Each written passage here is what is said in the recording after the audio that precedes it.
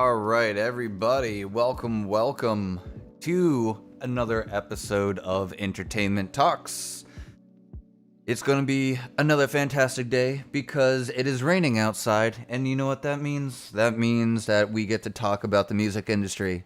It's not so gloomy as it seems. Sometimes it just seems like a lot of hard work. Seems like a pain sometimes, but you know what? In the end, in the long run, quite beautiful. Gotta say, it's one hell of a industry to work in. It's definitely not for everybody, but for the people who like that, oh, then this is for you. But before we get started, as always, we're gonna get started, say hello, see how everyone's doing today, and then we'll go ahead and get started on all of our notes and discussions that we have set for today for everybody. So, without further ado, let's begin and see how everyone is doing. Hey! Now, doesn't that just look nice? Righty. How you doing, Kites? How you doing, buddy? Welcome to the live stream, as always. So, I'm trying something else out, as you know. A little bit to talk about, actually, before we get started with this topic here. Just a little update. So, as of right now, been doing quite a lot, as always. And I had a discussion about this yesterday, last night with my wife, on trying to figure out why I start up so many different projects. And then I realized, not only from myself, but from other people saying, hey, Jags, you don't ever,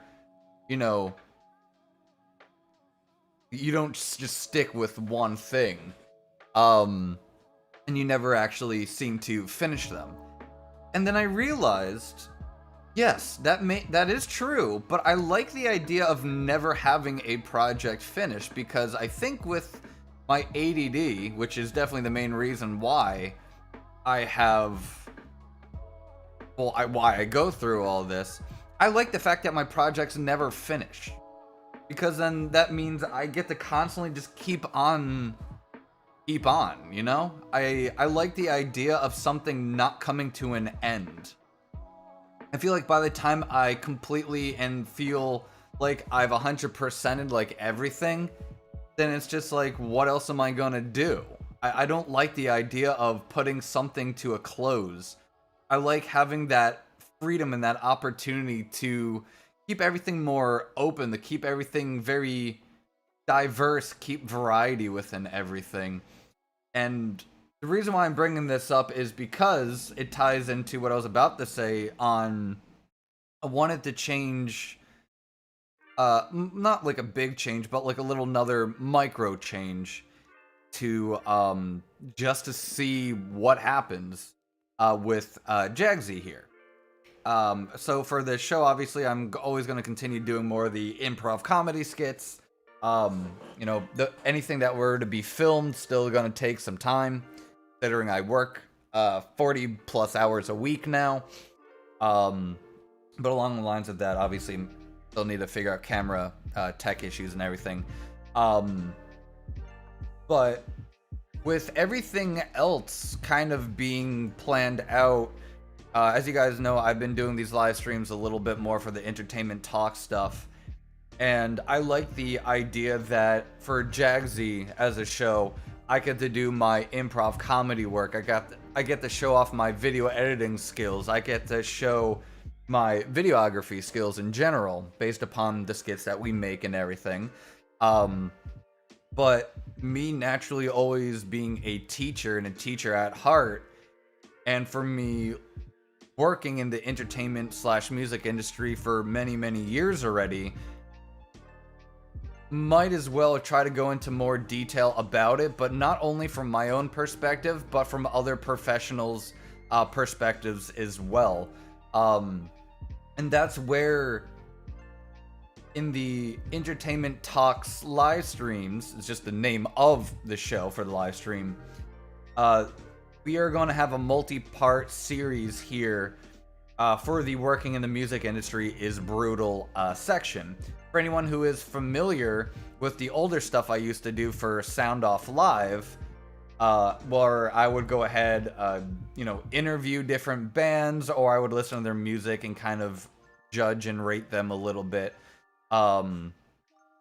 It's still maybe a possibility that may come back.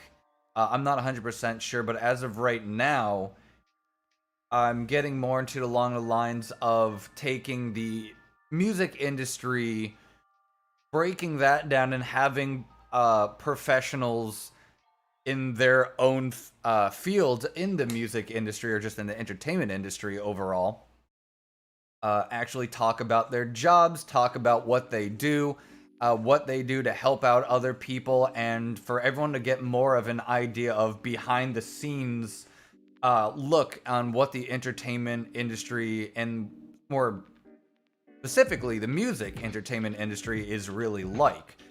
A lot of people tend to neglect the people behind the scenes and only see what we have now.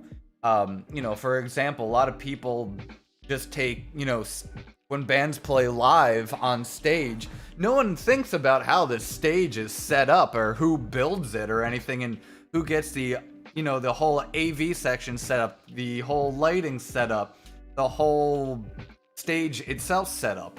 And for me, having that experience in the true behind the scenes and helping bands and concerts and large festivals being able to be put on for people in general, I like knowing what goes on that people don't get to see. And I want other people to start seeing that too, and to really show people as well, and how much hard work and dedication people behind the scenes in this industry go out of their way to help out other people. That's the sole purpose of all of our jobs. And we're going to be talking about some of those jobs today as well in the industry of music, and then also getting more into the music business portion of everything as well, because without these people and what we do and what they do, we wouldn't have large artists. We wouldn't have successful artists being able to maintain their brand, their image, their overall, performance of everything they do. But out of curiosity, when you hear the term music industry, if you had to pick, what jobs would you say that the first jobs that come to your mind, or the first things that come to your mind when you hear music industry? Like, what do you default to when you hear that term? And that's something I'm curious about, because the more I work on in everyday life in this industry and the more I research it, I realize there's so much more that goes into this industry than meets the eye. Because there's, once again, all of this, the music industry is not just people playing music, right? It's not just the bands and the artists and music. Like, that is barely even a percentage, technically speaking, of how everything is laid out, how everything has to be organized in order for anything we have in this industry to even begin to work remotely close to being nice and smooth. And it's absolutely incredible the amount of work that goes on behind the scenes, and that's what I want to teach you guys. This is what I want to talk about more. It's something I'm highly fascinated with, and depending on how things go, I want to get to the point where, and there have been thoughts of this as well, where I may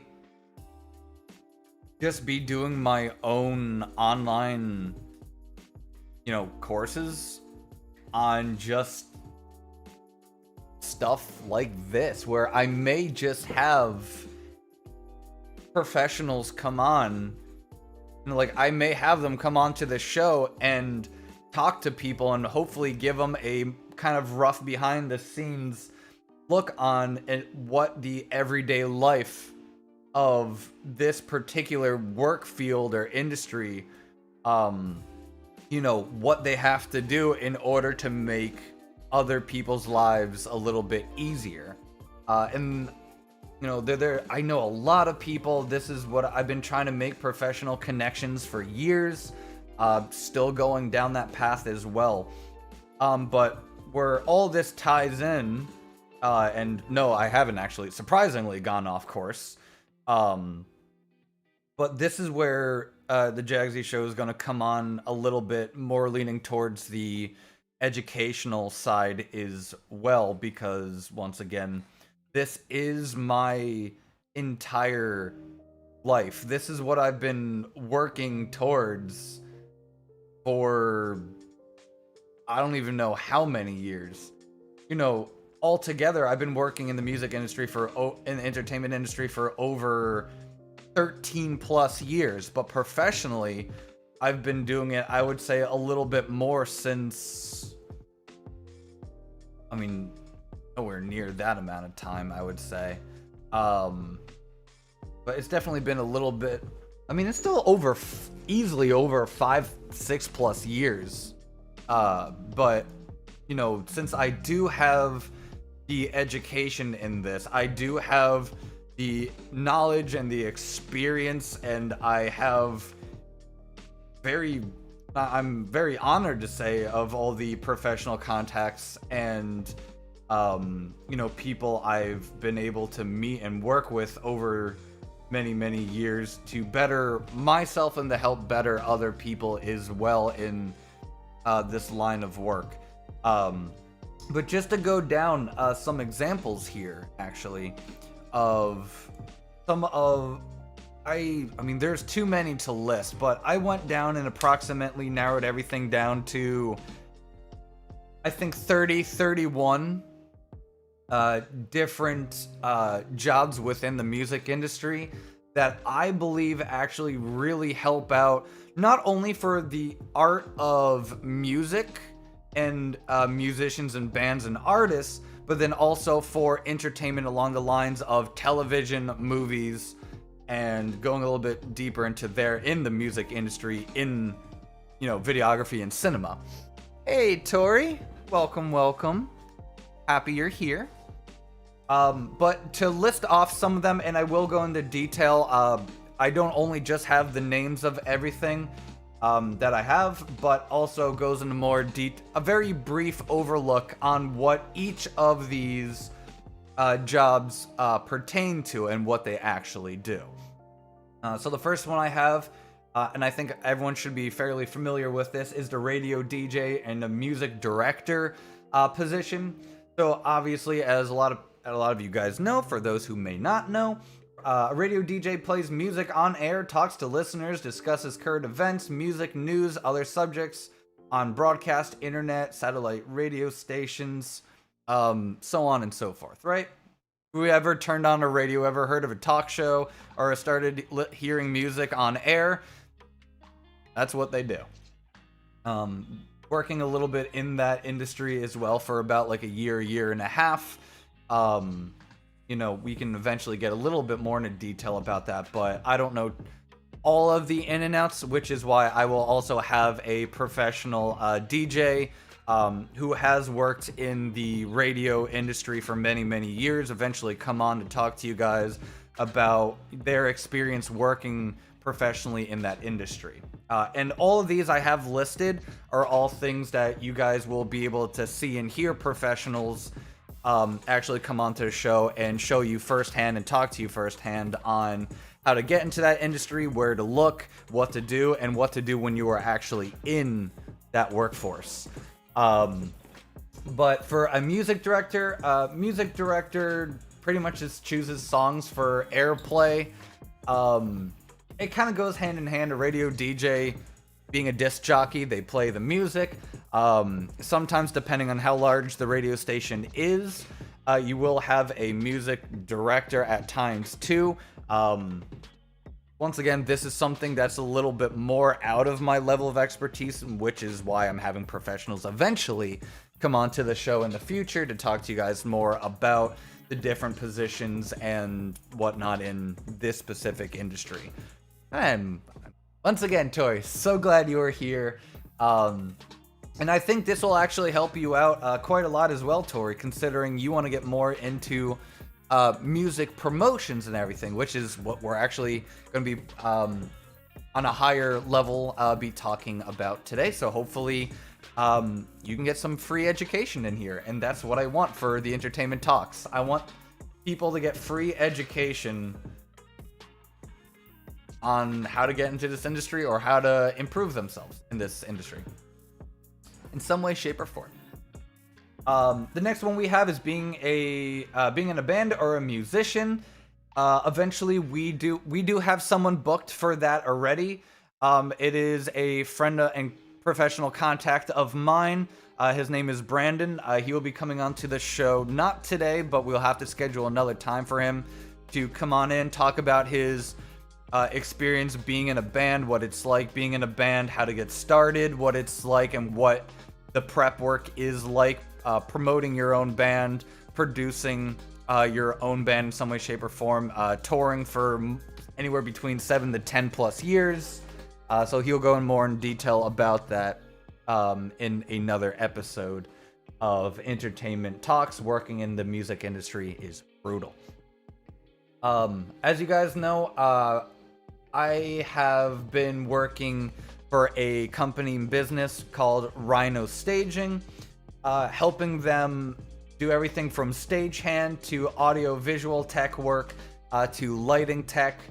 So we'll get more in the detail about that, working in the industry as well. I can talk a little about that, but once again, eventually I'll have professionals and everything I'm listing talk to you guys about what it's like on a day-to-day basis, actually going on tour with regardless if it's with a company, a business, or even a musician. In this case, obviously a musician. But what it's like actually setting everything up.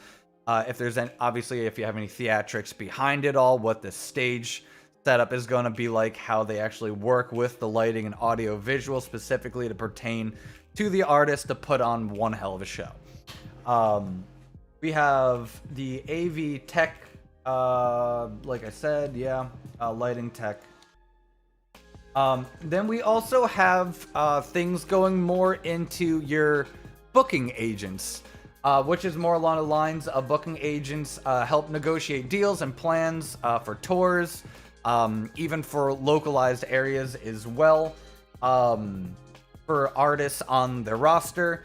So basically, your booking agent is kind of, when you're on tour, obviously they try to help manage everything. They're going to help, literally, they're negotiators. That's what it is. It's like, what can I do to help benefit the band, to help benefit some form of monetary profit or value towards the band, to keep the tour going, to keep things moving on as best as possible.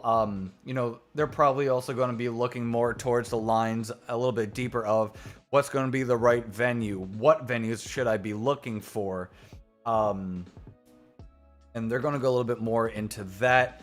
I do believe, since I'm by no means am I a professional in being a booking agent, but I know they also go along the lines also of, what bands are going to be right for, to play this specific show, and go more into detail about that. You do have our audio engineers. I do have a professional audio engineer actually coming onto the show as well in the future. He is a great friend of mine. He is my own personal, when I still lived in Arizona, he was my own personal audio engineer, professional sound design guy, and I love his work. I think he's absolutely fantastic. He'll talk about his work. He'll hopefully, if he has time, actually show you guys the behind-the-scenes process of what it's like to produce music and what it's like to record, mix, and possibly master too, if that is something that he does a little bit more. We have our talent buyers. People, once again, talent buyers book artists at venues in hopes of drawing a large crowd, netting profit for the club. I know it's fairly similar to booking agent. I'm pretty sure they're almost the same thing. If they're not, someone can call me out on that. If they are, well, then good. I guess I got it right. Like I said, not a professional in all of these, but I will be soon.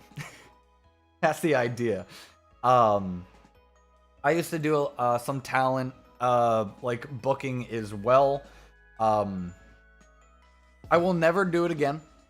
It is not for me. I tried it for about a year and it was just way too intense. It was way too stressful, and even more so stressful for money-wise. If you don't have money, that's going to be very difficult. If you don't know how to be a proper salesperson, you need to be a salesman pretty much to do this, is the way I see it. Talent buyers are salesmen. Trying to get the right bands and everything, it all plays into the same thing one way or another, I feel like. We have our tour manager and coordinators. Tour managers, well, they manage transportation, scheduling, the financial aspects of an artist's time on the road, manages financial aspects, and this is kind of going more along the lines of being a coordinator, when you're also managing the financial aspects of the touring, including budgeting, reconciling the settlements, negotiating bands, crew and vendor details. A lot of this can sound very complicated. We can make it not complicated, and that's going to be the purpose for this whole thing once again.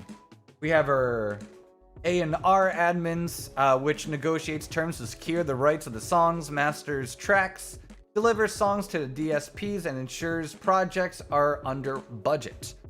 Once again, if you don't understand all this, that's okay. The show is gonna explain quite a lot to you. And maybe you might find yourself in one of these jobs in the future. Who knows? And that'd be awesome if you did land a job in one of these from after being like, you know what, this sounds totally up my alley. Good. Then eventually you'll be able to come onto the show and talk about your experiences well professionally in that job. Then the list goes on and on and on, right? These industry, like this industry changes literally every single day. It never stays the same, so you always have to learn something new. And that's why it's very, very difficult. We also have our A&R coordinator. They find pretty much the talent for a label and oversee the completion of new albums. You have the director of AR. They also find new artists, matches them with the musical collaborators, oversees the musical direction of the label. We have our business management aspect of the music industry. What they pretty much do is handling all the personal and obviously business related financial needs as well of any form of musical business clients. They take care of your taxes, tour budgets, contract negotiations. These are important if you decide to get more technical with all of them. You're having a business manager, business management, professional working with you can help out significantly based upon this. If you want to go on a higher scale of this industry overall. Then we have our jingle writers. We're getting more along the lines of, if you ever heard any of the songs or jingles on YouTube that people use for the intros or outros, do you hear any jingles on commercials or anything along the lines of that? These people, I think, are the best people ever. And it's something I have started working on as well, actually, in the past. I like making jingles. I have written some before. Have any of them ever been used? No, I mainly just use them for my portfolio. To better myself into seeing my level of artistic value and musical creativity to hopefully one day have someone pay for my work for whatever reason. I think it would be really cool, but I love jingle writing. I think it is... It's difficult, I'll tell you. It's not an easy job, or even just doing it for, you know, laughs. And leaning more into a different direction for music festivals and everything. We have our festival directors, which manage the behind-the-scenes logistics of the festival, working with vendors, city officials, and on-site staff. We have our social media managers. They go ahead and write and schedule content for an artist or music company's social pages. I don't need to tell you guys what social media platforms they go on, because they go on all of them. If you don't know what social media platforms are out there, you've probably been living under a rock. We're on social media right now, so you know something. They also interact with the fans, provide customer service on social sites that they manage. I've done that for a very brief period of time. Also realized it was not for me. It's not an easy job. Honestly, I think it's even harder because you need to know more about SEO, keywords, and I don't know. We'll have someone talking about that. Well, once again, all of these as well, but I know little to nothing about social media management. Like I said, I tried it, and it's not for me. It's very technical.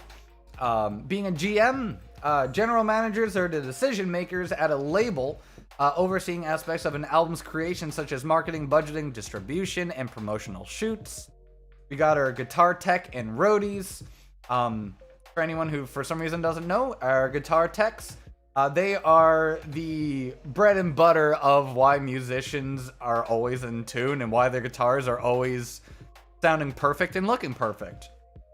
They take care of all of that. Without them, you know, bands and artists are going to have to tune their own guitars, and they can't quickly do that because they got to prep for their own portion of the show that they are putting on. Roadies, a roadie is more of the catch-all term for any touring professional in the live music industry. They do also a lot of engineering, sound work, programming, stage lighting, and once again, tuning guitars. So that all plays into all of that, but they also help with lugging all the different gear that they have for audio-visual work, like I said, for lighting. It's, you know, without them, the different businesses like the one and companies I work for wouldn't really be, you know, possible, and they are what make the shows happen. We'll get more into that as well. We have more of our business kind of legal parts of the industry as well. And once again, without these people, things can be very complicated. So we have our licensing reps, we have our marketing coordinators, we have our more of the legality of copyright and trademarking as well. Not going to get too much into detail about that because that's way out of my knowledge of, well, just out of my knowledge in general. But so you can get at least a very minor basic understanding of these. Licensing reps, they pitch music in their catalog and used for mainly talking more along the lines of film or TV commercials and movie trailers, and even video games. So we do have a lot of those, and creating music for video games would be amazing too. I tried that as well. I don't know how well that's working out, but it's the thing. Then our marketing coordinators handles the tours, retails, digital marketing of opportunities for a record label and its artists. This could literally be used for any form of creation in general, regardless of it's still, once again, film, TV, commercials, movies, video games, etc., etc. We also have our music blogger and journalists, music business accountants. We have our music editors, marketing reps. We have our photographers, publishers, supervisors. We have our music teachers, music therapists, music video directors, web designers, sound techs, stage managers. They're like, I'm not going to read off like literally, I mean, I almost did every single one, but not every single one because there's just so much I have to talk about today. And specifically for music promotions where I specialize and professionalize in this specific category. I've been helping out with music promotions altogether for over 13 years. Professionally, I've actually only been doing it for, I think,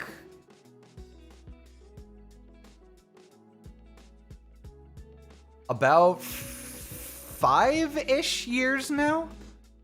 And what I mean by professional, like I see everything as professional, but professional in the manner of more of a high-scaled, outlook on this. So since 2017, that's really where I started getting my start into working on a higher scale tier of music promotions and entertainment promotions. Working with my business that I mean, once again, it is my business for Private Eye Promotions, PLLC. If anyone is curious on what that is, you can also find this now under the featured section in my in the JAGZSXE channel. Alongside that, I also do have my strict educational channel as well for On the Edge with Jags. Just so you guys know it, there's a different layout now for all that. Music's very loud. I'm gonna turn that down. But music promotions is something that I personally love, I think, and if not the most. There's something about it to me that really stands out, and there's a lot that goes into music promotions because you can pretty much do mass majority of the stuff I mentioned on for the list, a very, very short list out of hundreds of different positions.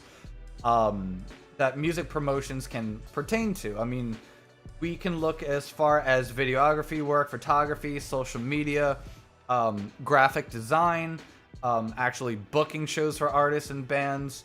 And then we have our other category as well, which could lean more into, some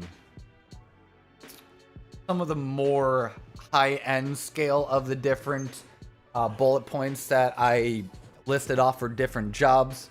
But the ones I want to specifically focus on are the ones that I mainly work on because, well, makes things a little bit easier. So everything as far as, like I mentioned before, the videography, photography, a little bit of social media, but I have a different twist and take on social media work once it comes to my promotion stuff. We'll talk a little bit more about the graphic design work. We also do have, eventually we'll have a professional graphic designer actually come on here who's worked on some really, really cool flyers, how they get inspired and get very creative with the flyers that they make to attract, a crowd and to get people hyped up on all this stuff, and they are very important. And then we'll also be talking a little bit more about booking artists and everything. Well, but before we get started on talking about that, does anyone here know what on a, regardless if it's on a higher end like scale or even a lower, if you don't know too much, that's fine. Why I'm doing this as well. If you had to guess, what would you say really goes into music promotions? When you hear that, do you mainly just think of be like, oh, I'm giving someone a shout out? Or do you think it goes much deeper into there? Do you think there's a gigantic list that goes into it? Or do you think it could be simplified into just maybe like one or two different categories that can kind of help lean towards a different way? Or is there an other that you may be thinking about that you may be unsure of? But while we are talking and while you guys are discussing that a little bit more, you know, I would like to set up a, you know what I'm going to do? I am going to pull up some stuff here. Because one thing I've also realized is I think it's not only to have a really, it's a good idea to have other people, you know, professionally come on and talk about their line of work and everything. But I think it would be interesting to kind of talk about a little bit more of maybe some videos we may be able to, you know, react to as far as things like this as well. I think that would be an interesting perspective once it comes down to, I mean, anywhere in the entertainment industry, really. But I think for categorizing everything we are here and trying to bring a new perspective to everyone else as well, I think maybe reacting to different, you know, different videos and stuff. I mean, there's different videos I've seen about, like, even people who work at, like, a music retailer store. They play an important role as well, because they should be educated on the different gear they have there to give people more insight and information on different guitars, basses, keyboards, you know, microphones, stuff like that. Like, they are very important as well, in my opinion. A lot of people see that as like, oh, they're just salesmen, like, why should I bother? It's like, well, they're there for a reason. They're there to educate you about, or at least they should be there to educate you more on what guitar may be right for you based upon what you're looking for. They should have the mindset of how to narrow everything down and what would be perfect for you. Not only within, you know, obviously they're there to make money and sales in one way or another, but, you know, shout out to, not sponsored or affiliated by Sweetwater, but Sweetwater is a company I think personally that I go to pretty frequently, because personally I think they're better than Guitar Center. Their customer service is just beyond perfection. They know just about, and if not everything, about any of the products I have ever had questions about. And I know they're not like reading things verbatim. You can hear it in the voice, like they know what they're talking about. They have specialists in like audio and just anything. So, you know, sponsor me, Sweetwater. I don't know how that would work, but hey, who knows? But like companies like that, I think are so important because they teach people on a, not only on a local scale, but on a higher scale as well, on just anything you need to know. And I think that's so rare nowadays.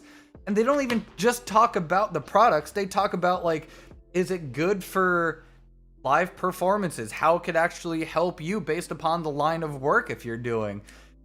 There are certain pieces of equipment you may not know you need if you want to be like a music producer for like movies or for commercials and stuff like that.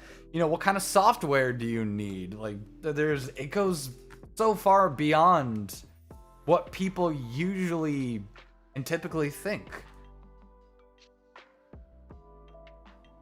And I think it's so fantastic, and I find it so unbelievably amusing. Like, if someone like told me that like, hey, I would like to learn more about like the behind the scenes of like how music and how artists and bands are able to get to where they are for the larger bands that we listen to nowadays. The artists themselves, yeah, they make the music, but like the people behind the scenes are what make the music actually happen. Without the, you know, the audio and like sound engineer and everything like that, and the music would never have been produced. Yeah, the music would have been like, you can always like play live and stuff, but obviously the idea for bands and artists is to market their work, because bands and musicians are salespeople too. They are selling their music to you. That's how they make their money. It's more about like marketing and sales for the music industry in general as well. Yes, we do have the beauty of actually being able to not only create, but to listen to and to appreciate music, which I hope we all do, but also the fact that, you know, there's a reason why we buy CDs, why we buy vinyls, why we buy merch and stuff like that too. It's all sales, because we appreciate the work that they're doing, their art. And that's all this industry is. It's just appreciating a wider variety of artists coming together in different ways to make this industry so much more possible and more enjoyable. And I want people to be more aware and intrigued and hopefully fascinated on what we actually do to help out in any way, shape, or form. Like, we will always go out of our way to help out other artists. And, you know, even myself, like, I, being an artist and musician myself, but I like helping out other people even more so, especially once it comes to my video work.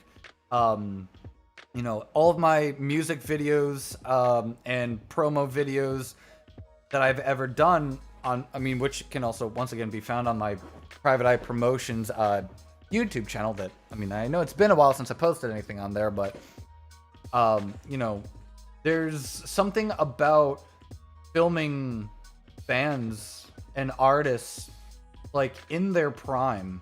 You not only get to hear and see the experience, but you get to see like the raw passion and love that they have for what they do. And when I feel like when you're filming them, they just, there's that spark in their eyes that you normally, I don't really think you see too often. Like, I love when I'm filming, a lot of people that like get up and close to like the camera and stuff like that when they're all like that and everything. And there's something about it. It's just, it's so genuine, and you see like how happy they are and how they also realize how much the person filming them really wants to be there, and how badly we want to be there to help them succeed even more so. And you know, for where video is my entire life, I love videography work more than anything. But you know, along with the promotions, video editing I will categorize under there as well, only because, you know, you need to know how to tell a story, right? Promotions is also really good storytelling, how to get the point across to be able to appeal to more people as well, regardless if it's on social media or wherever the form of media will end up on. Which nowadays usually social media. But you know, something that seems, and when being observed seems so simple, and people really take it for granted, and then it's also how much work really goes into it is unbelievable. I think there was one video I filmed and edited out for a band out in Arizona called The Real Fakes. And it was my first time doing a more of like a sit down kind of talk about an upcoming album that they were, you know, going to be releasing at the time.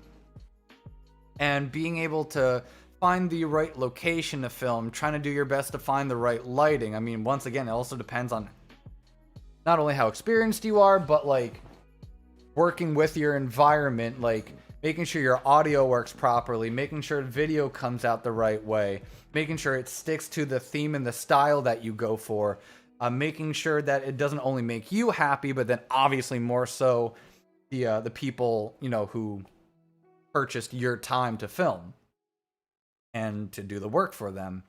But then not only that, all the revisions that go into editing, what needs to go into the editing, there's just so much that goes into it that I think just the promotions portion of the entertainment industry is so this is just an understatement of the century in my opinion, but people just neglect it.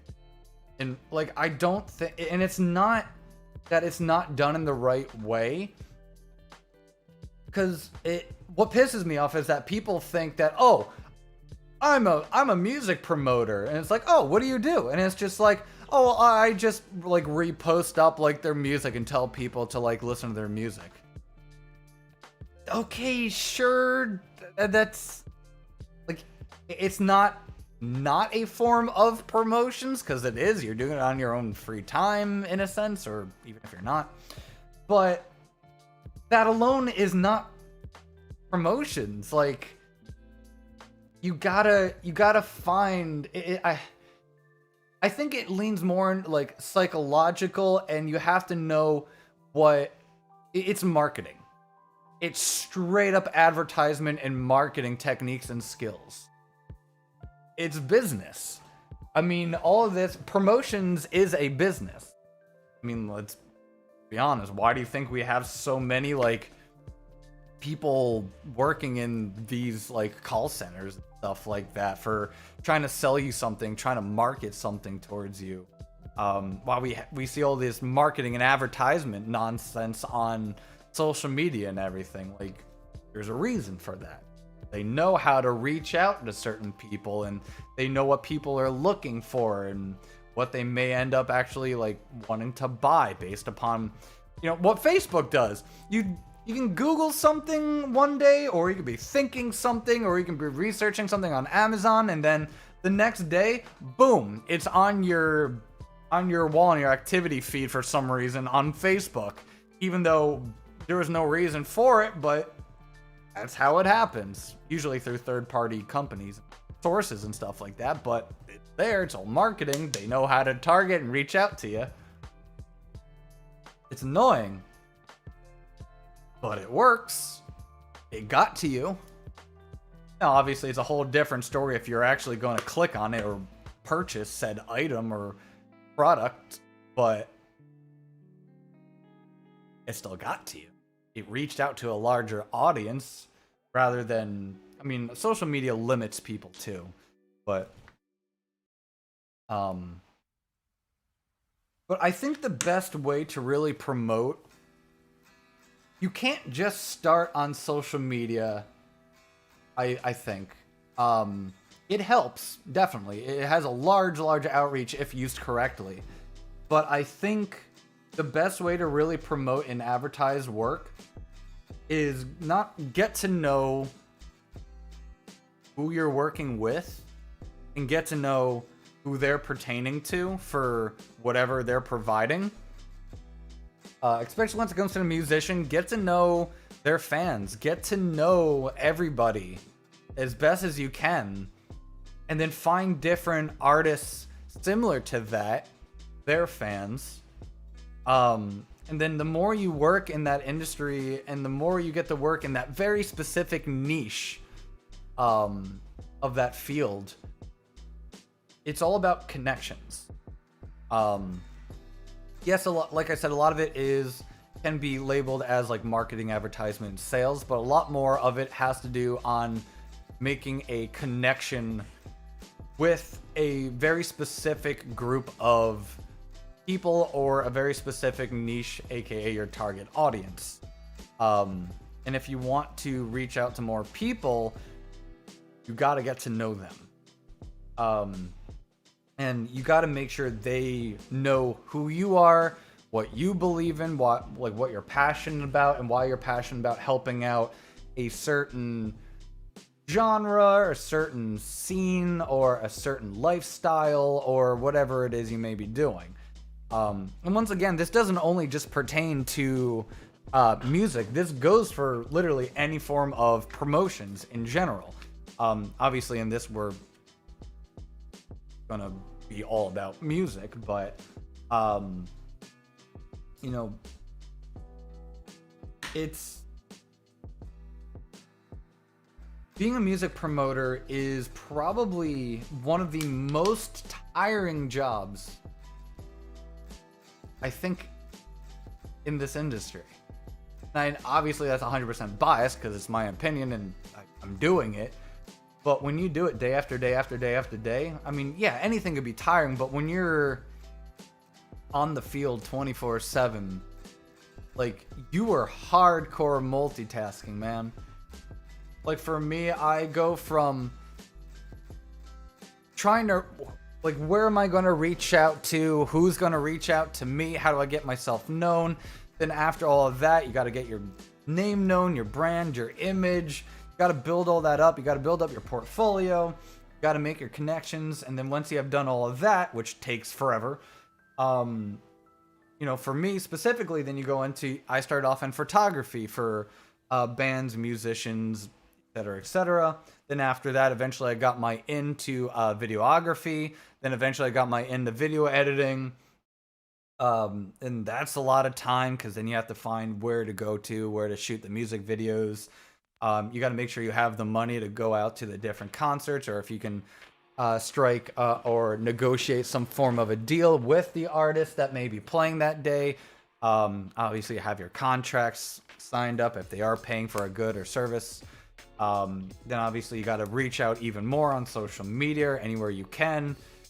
If you're like me, I created my own flyers and posters as well because I didn't have the money to pay anybody professionally do it. So I taught myself how to be a quote unquote more of a graphic designer and a digital artist. Then I got more into booking shows and helping out touring bands from state to state, and then local artists trying to find shows, regardless if it's in a year's period, a 6-month period, or even last minute shows, which I was actually very well known for, is booking last minute shows and still making them very successful to the point where bands and artists were still able to make money. Now, obviously, the amount of money is out of my, you know, it's just based upon how much we're able to push in an X period of time. But back when I still lived in Arizona, I was known for being that person and be like, hey, can you get me like a last minute show with these art, like any band you could find, and try to find me a venue. I was able to do that because I also made myself very well known in different music venues, and I worked at certain music venues as well, and I got to know the owners, I got to know the staff, the employees, I got to know the people who constantly went to those venues and what they were looking for. So this is what I've been doing and constantly doing since 2017 on a higher end scale for music promotions.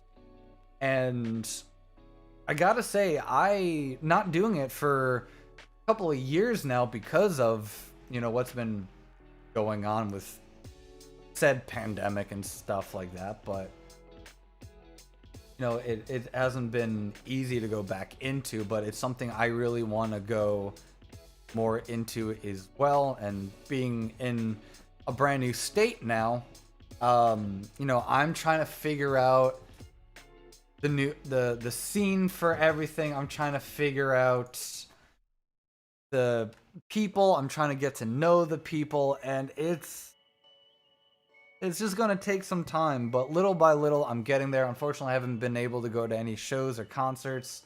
I haven't had the opportunity to talk a lot to different people, but I would like to get there eventually. How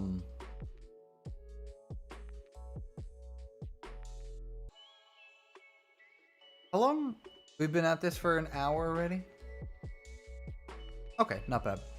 I think this live stream I'm going to do a maximum of up until the 2 hour point.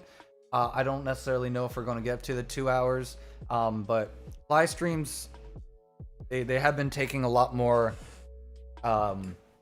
energy out of me, considering I just finished working a 40-hour week. So yes, I am a little tired. Today is like one of my only days off. And I do use it to educate and you guys, hopefully. How many of you guys this reaches out to, I don't know. I just hope there's people out there who are interested in this, who want to learn a little bit more. And I think it's something that I just generally and genuinely I enjoy so much.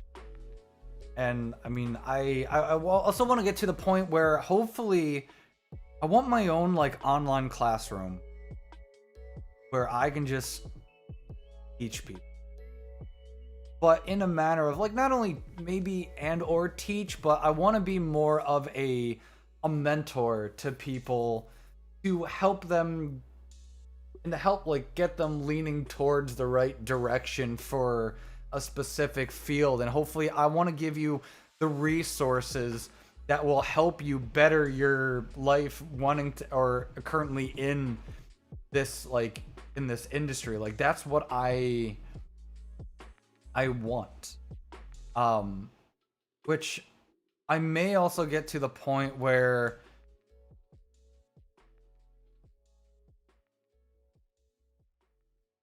I don't generally use like Patreon and stuff like that too much, but I want to find a way where if people are really interested to join an online course that I have, like a live, session, and where we can just relax, chill, and discuss a little bit more about a very particular area, like just focus there. Like I want to be able to do something like that because for some reason it makes me very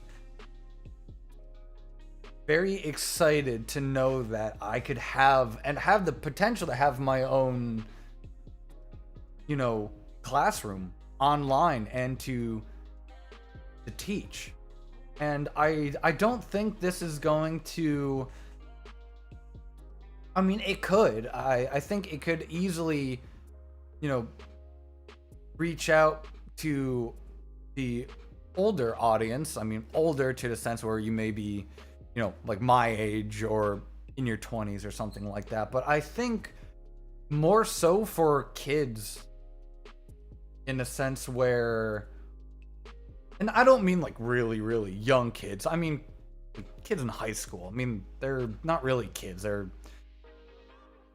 I see when you're a teenager, you are basically becoming an adult. Like I don't, and I know a lot of people are like, oh, they're so naive, they don't act like adults. I'm like, no, because they're learning to become adults. We constantly, every single day, like we all are, right? And I would like the idea that more people in high school, like I think that's where I would like to specify this specific niche for entertainment talks, is to how to help these people get into, or these these kids to get from, I mean, they're the whole idea is to get them into college, or even if they're not going to college, some form of a higher education. But you don't need to go to college to get a higher education. Mass majority of the stuff I have learned has been from other people and online. Yes, I did go to college. I do have my, I have my major in my bachelor's in science in like high-end, like advanced business management and technological entrepreneurship.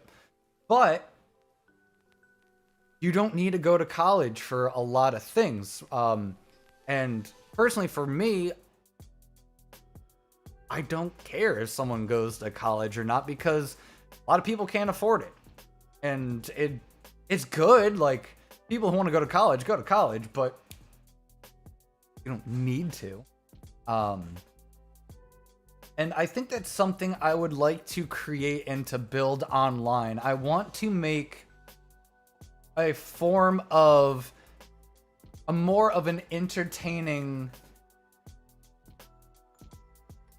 higher educational way for kids in high school to be able to start learning about this industry if that's where they want to learn. And then I can provide them with these different sources and different,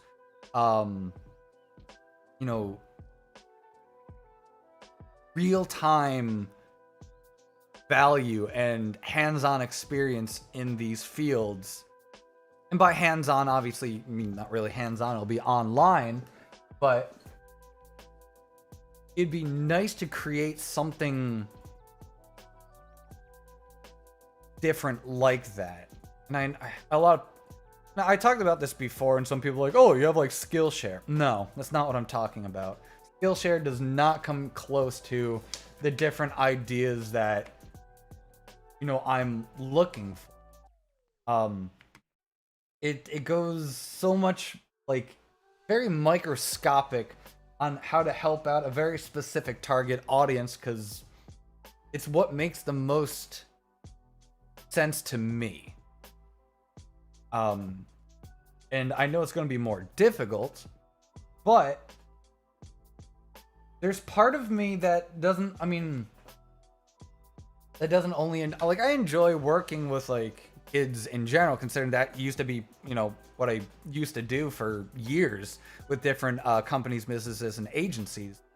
I did that professionally for multiple years, but there's something about being able to teach people in high school about a very specific,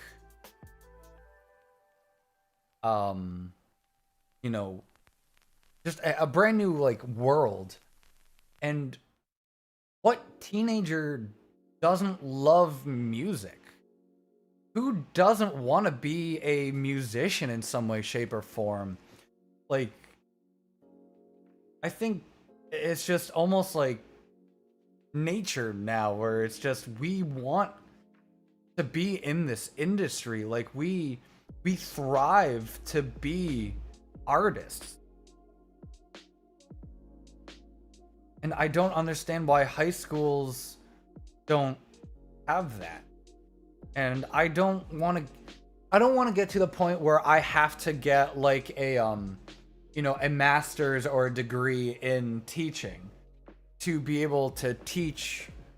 I don't want to teach in an actual, like, in school, like, situation, but I want to be able to find a way, in a more unique way, to teach them online and give them these different, like, courses to be able to just find what they're looking for and then go from there. Because a lot of schools, especially high schools, and from my own personal opinion and experience, we don't have music like classes or courses anymore. The last music class I've had was about classical guitar. What average teenager is going to care about how to play or how to, like, the history behind classic guitar? Odds are they're probably not going to. Yes, it can be important, but if that's the case, just sign them up for music history, or for the course that I took for, rock and roll, like, history. Because that was one of the best courses I've ever taken in my entire life. And I aced that class. It was, the fact that you can have a rock and roll history class and then all of your tests and quizzes are basically listening to music. Identify the artist, what the genre is, maybe occasionally, like, what year it came out if they decide to get a little bit more specific. That's all you do. And I think it was the coolest class I've ever taken. And I would highly encourage people to take that class if given the opportunity. And if it's where you're currently at. But it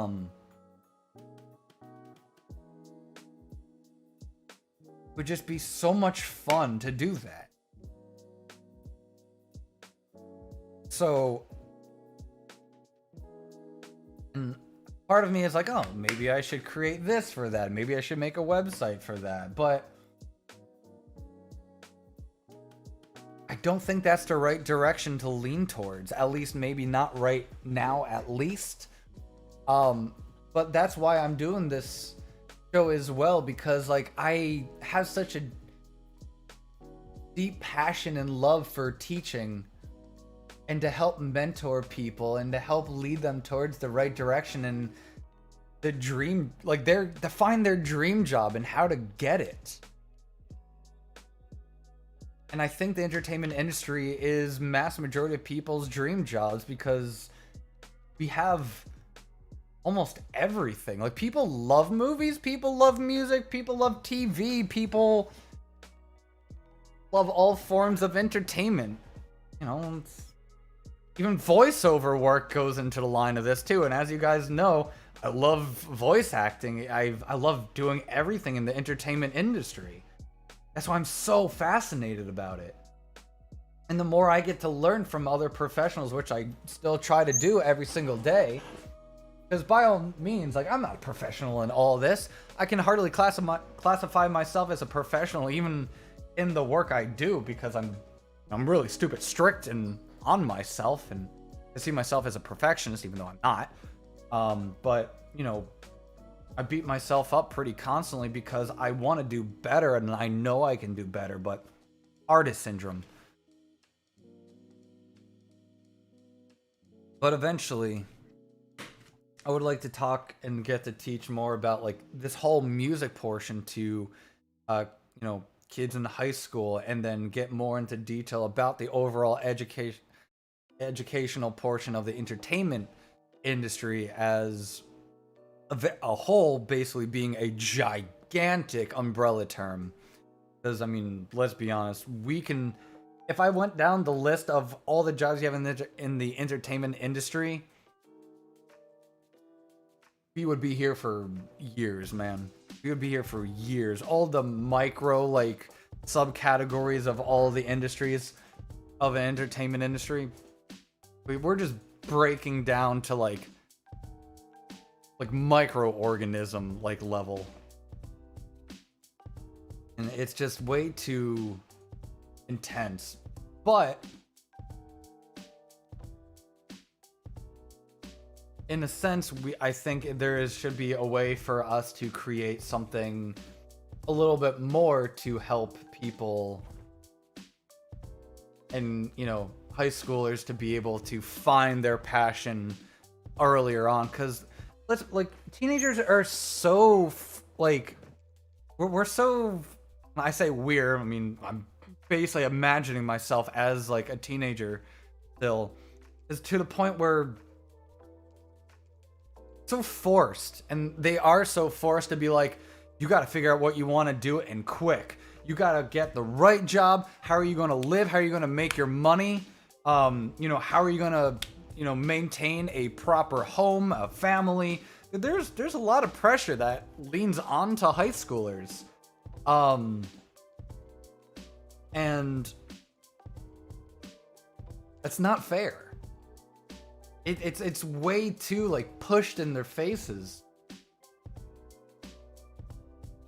And you know, I also think that high school, and I know this is off topic, but and something I would eventually like to actually discuss, not for JAGZSXE, but for On the Edge with Jags, actually. So if you ever want to hear more of the educational side of everything, subscribe to that channel. But you know, high school doesn't teach correctly. I don't believe they teach correctly. I'm not, like I said, I'm not going to get into detail. I'll do that eventually in On the Edge with Jags, but they're not laid out properly. We're not being taught correctly. We're not being taught the educational aspects that we actually need to know and high schoolers need to know in order to actually succeed. You want these teenagers to grow up and be adults? Stop focusing so much on trigonometry and stuff like that and teach them about how to do their taxes, how to pay bills. Trigonometry isn't going to teach them. Teach them common sense, like skills. Being in high school has taught me nothing. Literally nothing. I remember nothing. But you know what I do remember? Everything I taught myself from online and everything I was taught in my business courses in college, because that's what I wanted to go into business. I cannot remember one good thing high school has actually taught me that helped me in my everyday life. At least not the right way. And if you would like to hear more about that, my ramblings on about how high schools don't actually help high schoolers the right way, described On the Edge with Jags today. That'll be a fun topic. We'll probably get a lot of like angry people be like, "Oh, you're wrong. Like, this taught me how to do this." Okay, but not really. High school doesn't help. At least not right.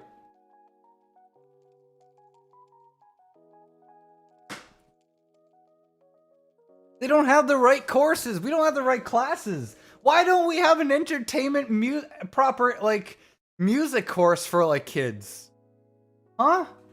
And sorry if I'm classifying you as kids. I mean, when you're 13, 14, I see you as a kid. But then I think when you start leading in the 15, 16 plus, then you're more of an adult in my opinion. 13, you just turned 13 from being 12, man. Like you're not there yet. Give it another couple of years. But, you know, why don't high schoolers have the opportunity to learn music properly? How come we're not teaching them about the entertainment industry? And if we want someone to do that, I want to be that person to teach them. I really do. My Discord server in general, we have a lot of kids in high school in there. We do. We have everyone from like 13 plus on there, but we really don't have anyone on there that's 13, 14 years of age, but mass majority of the people are 15 plus. That's just how the server works. It's just who we are. But, you know, I want to help, and I want to help them more than what they're being given. And I think they're being cheated. And I felt like I was being cheated because as an artist and being, you know, I love being creative. I love just being spontaneous. And let's be honest, teenagers are spontaneous. We're all going through different phases of creativity and different forms of entertainment, like beyond belief. I mean, even to the point where, we're so inspired by different, like, cultures and media to the point where we see how, like, in fashion and stuff like that, that helps kind of help us define who we are at that age and growing up. And, you know, that's why we go through, like, a lot of people go through the emo phase. We go through goth phases. If you continue down those and those aren't phases, then good on you for always being true to yourself and always being who you were meant to be. But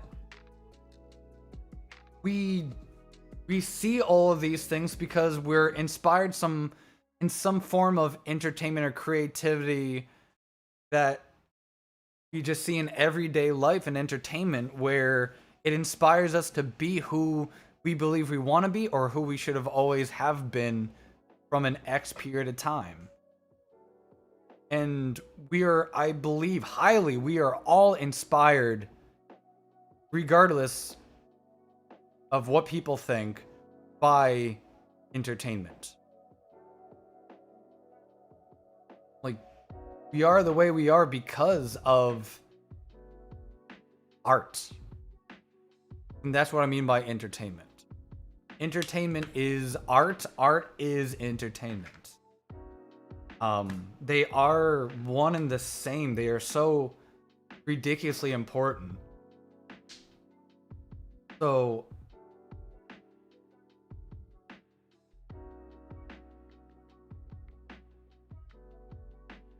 there's, I don't know if this is my ADD just like kicking in or if it's just me in the moment, for the moment, but there's part of me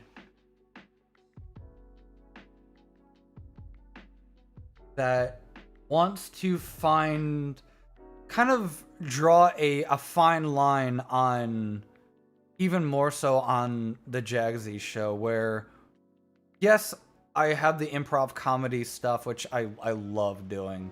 It's wonderful. But where people can, I want people to laugh, I want people to smile, I want people to just be happy, you know?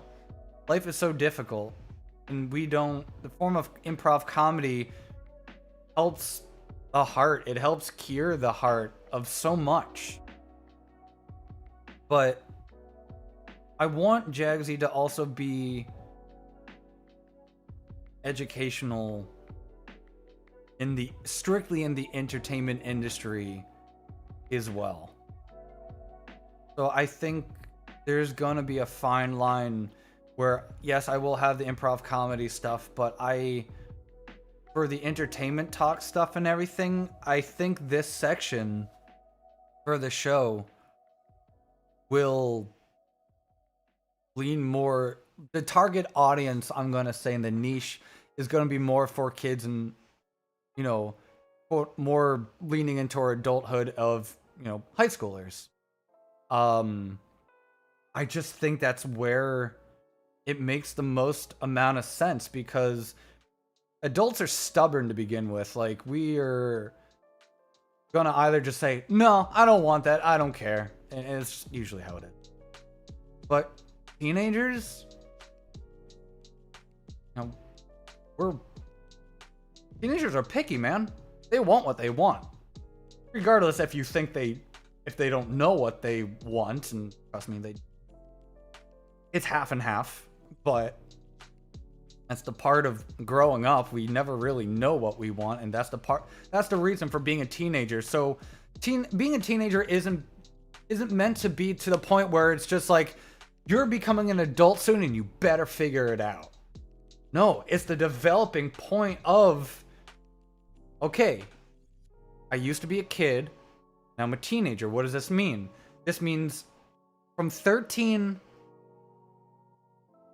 to 19 years of age, this is where I learned to improve myself to become, or to start becoming, an adult. You think some people are adults when they already hit like 20? Hell, I know some people that are in their 50s and still don't act like adults. They still act like goddamn ignorant SOBs. You know? Some kids are a hell of a lot more mature than some adults I have ever met in my life. Depends on your upbringing, depends who you are, depends on a wide variety of things. So,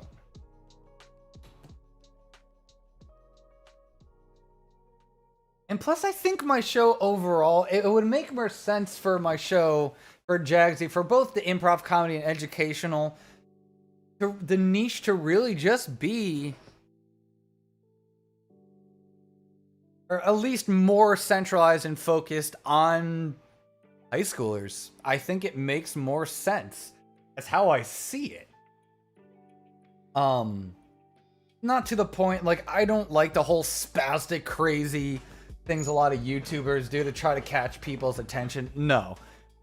I do it more in a adult, grown-up manner, in a sense, but that still catches the eye of someone who would enjoy that kind of content. I mean, we all create differently, and that's the beauty of art. But you know, I'm tying all this together once again. This is why I think this needs for the music portion and everything for this show, to teach them about how fantastic the music industry is, but also that it's not for everybody. There's a lot of technicalities and a lot of struggles and issues you may easily face in split seconds in this industry. But yet again, you also have an equal chance of it, or more so, of just being the best job you've ever had in your life, and everything can go pretty smoothly. But I think it's just gonna be leaning more towards this direction as of now. Can it change? Yeah, sure. Welcome to my life. My life is nothing but constant fluctuations and change and altering literally everything. I like variety. I can't stick to the same thing. That infuriates me. If I had to stick with the same thing day after day after day after day after day, I would lose my damn mind. I really would. I would hate it. I would be miserable. But having the creativity that I have online to do whatever I want, why wouldn't I take that opportunity to do that, to help other people in any way, shape, or form that I can, right? So that's what I'm going to start doing more so, because it sounds awesome. So I'm going to help people laugh, smile, educate in any way I can for all the work that I do. Comedy and education are the two things I think need to go together in order to teach properly. Teaching high school and stuff. I know that can be brutal because a lot of high school students can be intense. But you're someone like me who's experienced quite a lot. A lot of educational background experience and more of the educational portion overall, regardless of where that may lean towards. I think we all, within reason, can relate and understand to, and always understand how difficult it is to be a kid. So many people feel like, oh, being a kid was like the best moments of my life. No. I never want to go back to being a kid again. I don't like it. The opportunity that I think we get to continue to grow and to continue to have birthday after birthday is what makes things better. Like, being older shouldn't be scary to people. Being older just means you succeeded another year, regardless of what situation you're in. So I want people to understand the beauty of getting older and why I take it seriously, because that's where educational falls under. I mean, with age comes, wisdom. But with wisdom, you can provide to others and just keep that chain going. That's, once again, full 360, all I want to do for people. That's why for this show, not only for entertainment talks, but also for the whole music portion, why I want all these high-end professionals talking about their field, because they started off not maybe even knowing they wanted to get into that field, and now this is just, it's everything to them. And they had to go through a lot of struggles to get to where they are, and they just had to grow up, and just like everyone else, they had to put, they had to tie their shoes just like everybody else, and put on their pants one leg at a time, just like everyone else as well. To the point where they can be where they are today because they worked hard for it, and they wanted it, they saw it as a goal, they saw it as a dream, and they took advantage of it and made it reality. So this show is gonna be about that.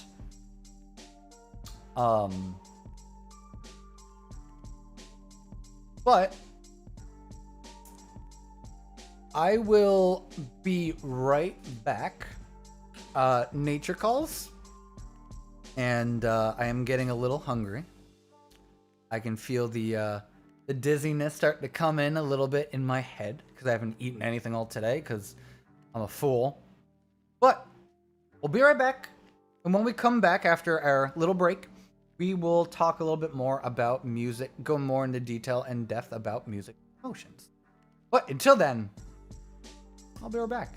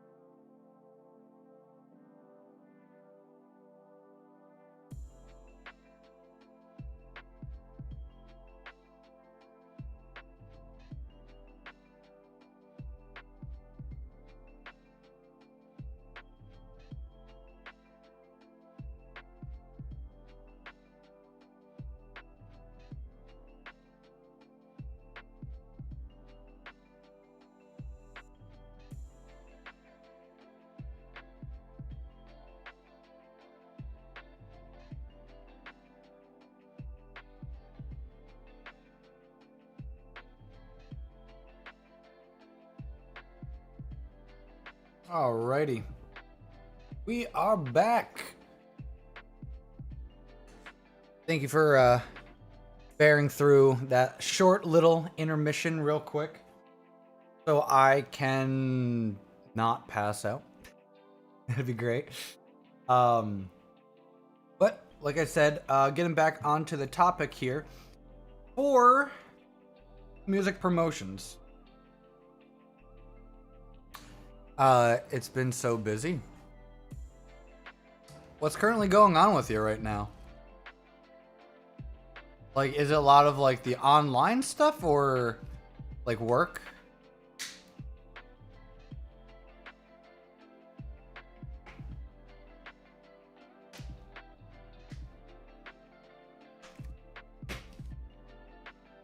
So I know you're doing some stuff, I think, before this as well, if I'm not mistaken.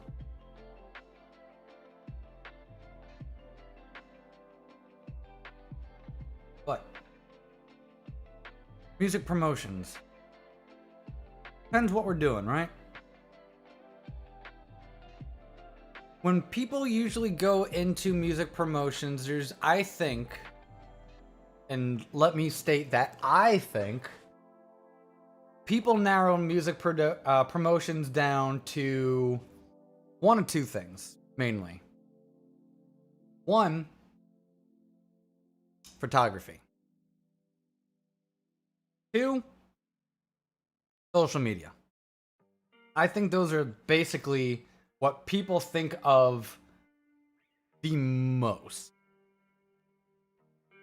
Currently helping form classrooms out of a group of 100 people. Form classrooms, you say?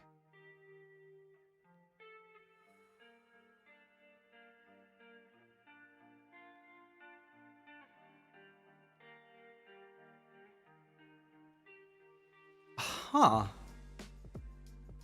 So, what do you mean by creating classrooms? You caught my attention you piqued my curiosity with the word classrooms. It's funny, as a kid who hated going to school and dreaded it, to where I am now, where I just want to go back, pretty much. But I want to be the mentor, I want to be the teacher, I want to be the person to inspire others, educate others. I'm a mentor at MMC in Discord. What is Wait, is MMC like the community college?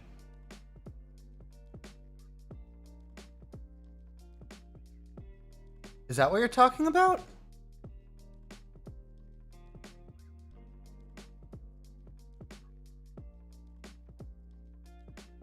Or is it just like a college of some sort? Because that's what MMC sounds like.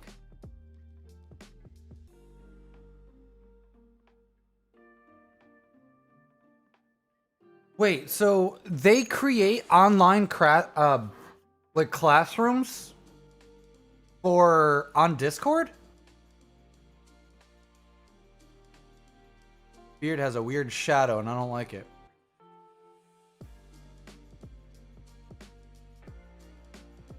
Oh, now it's just all red. That's cool.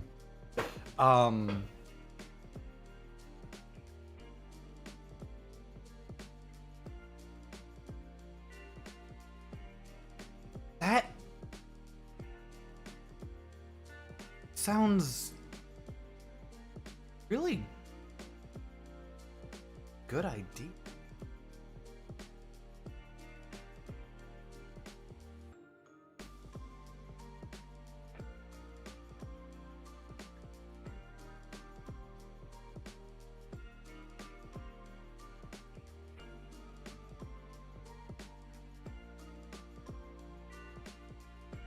Like, that's really, like, caught my attention. There's just the whole fact that create classroom.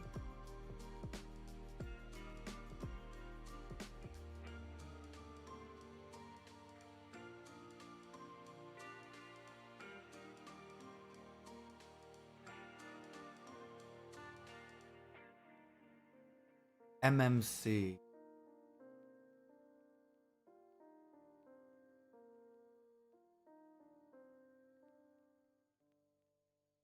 I mean, it could be a college, that could be some kind of...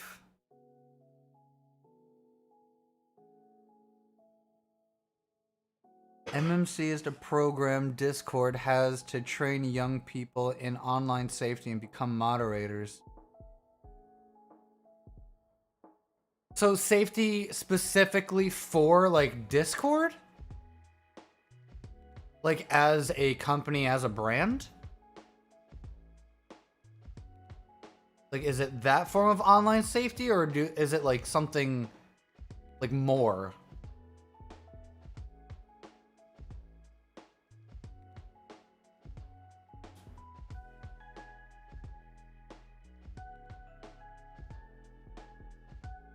Oh, stands for, I just would have read, stands for Moderator Mentorship Community. Oh.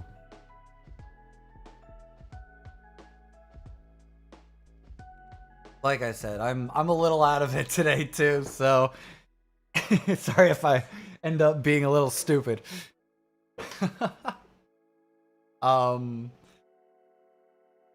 That's cool.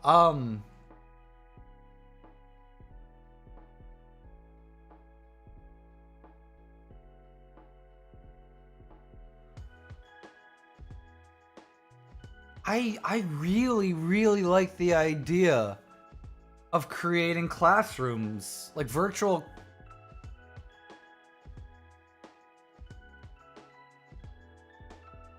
Wait a minute. What would be stopping me from having the live stream on here for these like educational talks and also simultaneously streaming it onto Discord in a quote-unquote classroom environment?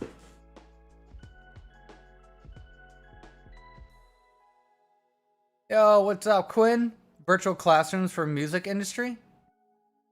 I mean, that too. I mean, just to create like classrooms in general for people. What I would love to do that. Like if I made a on Discord, like an actual classroom setting. I like the idea. I hate to say it, I don't think it would personally go over well because one, well, why would people do that? As much as I love Discord, I don't think anyone really pays attention.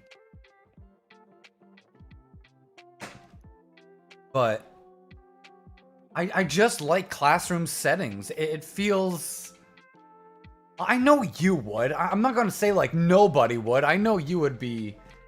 You'd be more down than like downing with the clown, man. Like I know what you're getting at.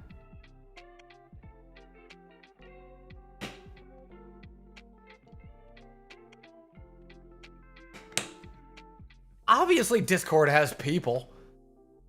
I just mean in like the JAGZSXE server, like I don't want to say this out of like, I'm not trying to be disrespectful, but I don't think anyone's going to give like two shits about if I were to start up like a classroom setting. I mean, hell, I even tried doing like a classroom setting for actually professionally teaching people how to edit videos, which Kides was a part of, along with one other person that, well, I mean, didn't do jack, but the only person who actually learned was Kides, and now he knows how to actually, like, edit videos. And has been. Like, when he feels like it, really, but that's the only thing that pisses me off. It's just the fact, where do I get my start? How do I get my start? It has nothing to do with other people.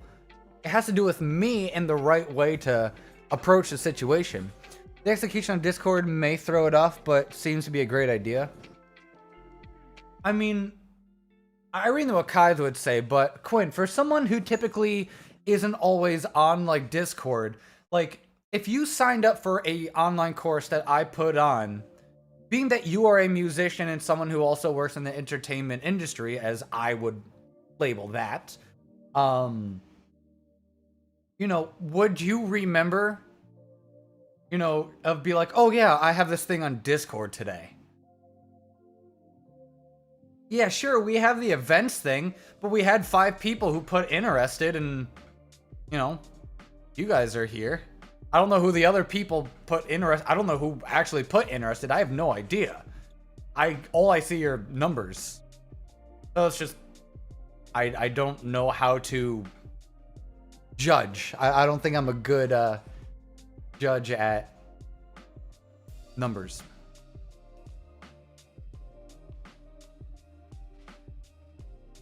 Yeah. Like, the idea, I think you are right. Yeah, like, the idea is brilliant and could very well work. But maybe it's something that has to be put as a poll on the server, maybe, if anything.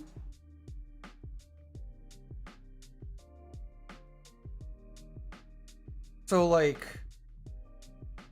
that would be the first way for people to begin to acknowledge that there is something being implemented and something being created.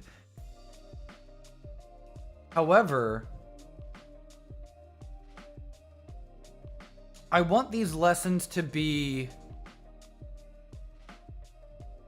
free for people within respect. Obviously, if people want to get more into detail and get more hands-on, like quote unquote hands-on online professional, like one-on-one help and stuff, then yeah, I can't do that for free because honestly, I don't have that kind of time. Time is money.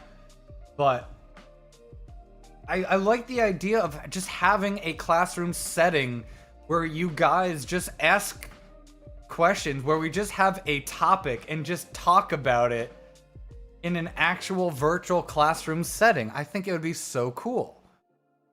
But yet again, that's just me. Am I the only way? Like, or that could just be me. Because teaching, I don't know.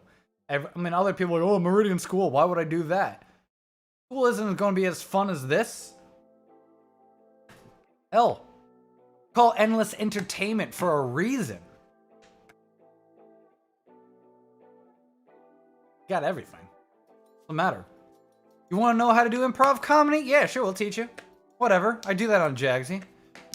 You want to learn how to do a video? Sure, we'll talk a little bit about that. To the best of my ability. You want to learn how to video edit? We'll do another video editing course. I don't care. Just, I want to have like a JAGZSXE classroom. Can we have that? Can I have my own like classroom for JAGZSXE? On Discord? Would people care? Do people care? I don't know. Maybe. It's not up to me to decide. If it was, that'd be scary. It would get a personal reminder on my phone so I can't forget. Excuse me. Honestly, in the long run, do it. I do it. What about recruiting peeps to who agree and can help explain, because collabs get more attention naturally? Well, like I said, for the entertainment talks, for the part 1 that is today, for the music, work in the music industry is brutal. Everything I have set up here, I'm having like professionals in every single field under this umbrella category come onto the show to talk more about it. Or if I know enough about it, then I will teach that setting too. Discord ones will be more personal because I want it to be us. On this show, for the live streams, yeah, you'll maybe get other high-end stuff like that too. But is there a way...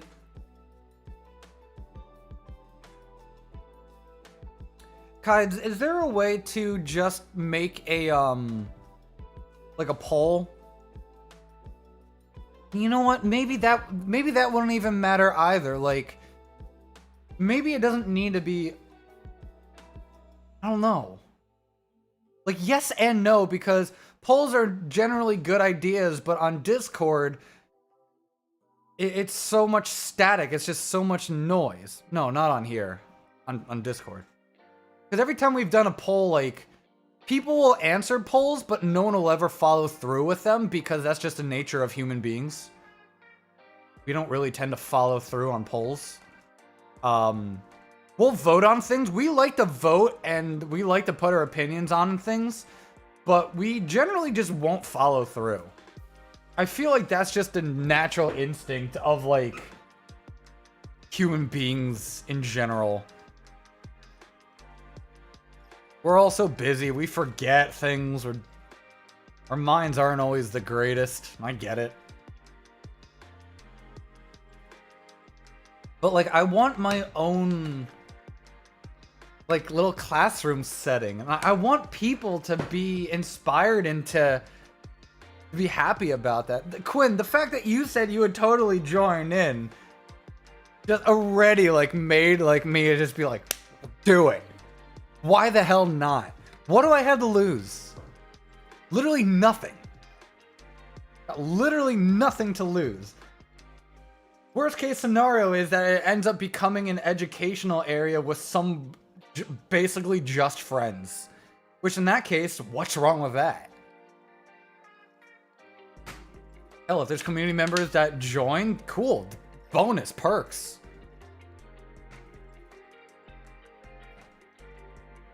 You sweat? I mean, I suppose.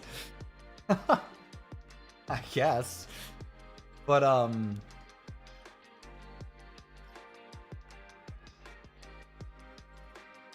you know what?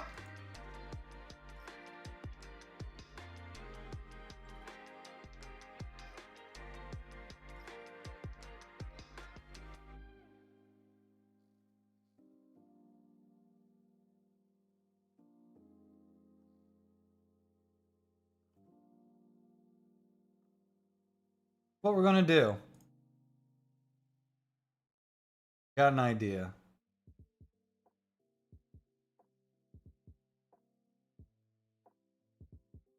Okay, so instead of the JAGZSXE stage on Discord, I just renamed it to JAGZSXE Classroom. And I'm going to be using the Discord stage as the classroom. And then we have... And then I'm going to make a section in there for people to be able to type and everything as well. Because some people don't like webcams and stuff like that. And I understand that also goes against a lot of security issues that people have in general, which obviously I understand and respect highly.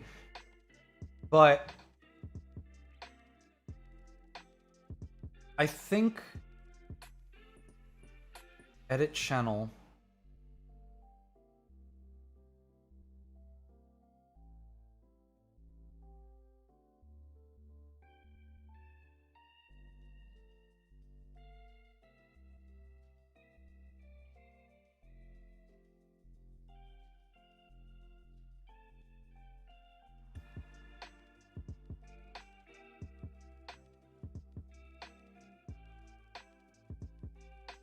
Pulling up Discord now.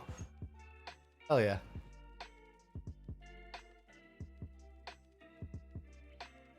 So I think I don't know, because there's so many people who originally used to be like followers and maybe still are. I don't really know anymore.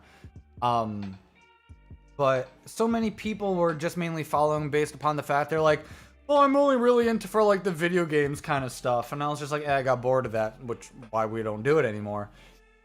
And other people are like, oh, I love the educational stuff. So I started doing educational stuff. And then it also got me thinking, and something that Kai's actually brought up, and he's like, well, why isn't On the Edge with Jags focus webcam, part of, or a subcategory of JAGZSXE? Well, they're two different entities. But however, that doesn't say it's not teaching about entertainment, it's just talking and teaching about everyday things for kids and their parents to work together with. But then you have JAGZSXE where everything's just entertainment. So why not strictly also talk about the entertainment industry and teaching people, you know, if you want to start up your own business in the entertainment industry, like we can go through things like that. I could literally teach anybody in seconds. Well, not literally seconds. I mean, it would take a while, but I could actually run proper high-end professional courses online to teach people how to start their own small startup business in the entertainment industry, depending on what they want. If it's like more legal stuff, I can't do because not my profession. But, you know, there's a lot of categories I can help because, you know, that's what I went to school for.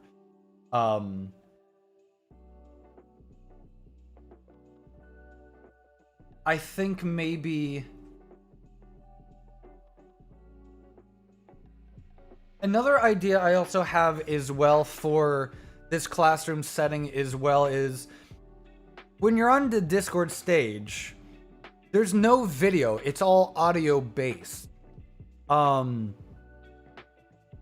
you guys, or what is your opinion on creating another channel on there, but specifically to have video chat? You know, to actually have a virtual classroom setting. Do you think we should have both? Do you think one would work better than the other? Trying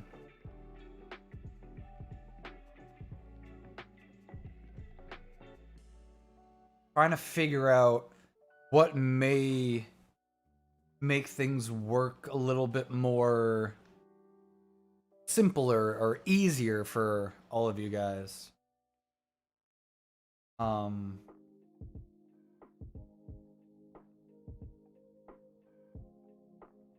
Also, for the updates guides since I made the switch for the JAGZSXE classroom,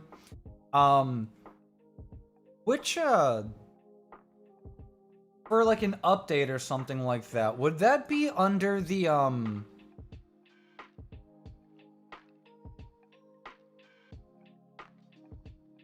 Oh, that would just be for a server ping, right? Like a server news ping? Let me double check. I always get confused between the update pings and the news pings for some reason. Here, news pings. Anything specifically relating to the Discord server. Alright, well, guess that answered my question.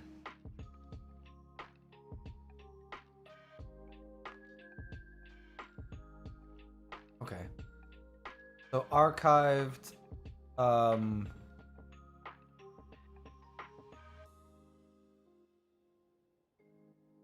also, as a struggling artist, it's hard to find people who have an actual stand in the industry.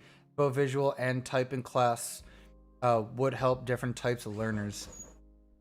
All right, yeah. I mean, I'm 100% down with that.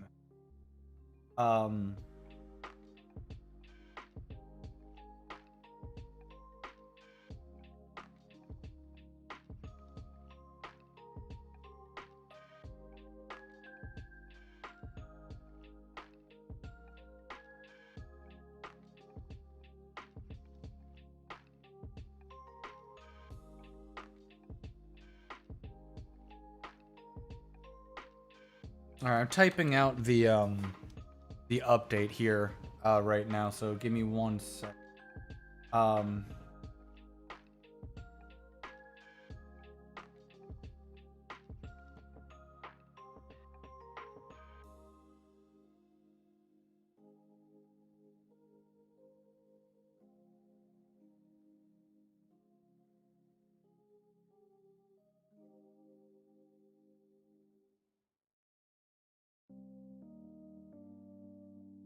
Make this stand out a little.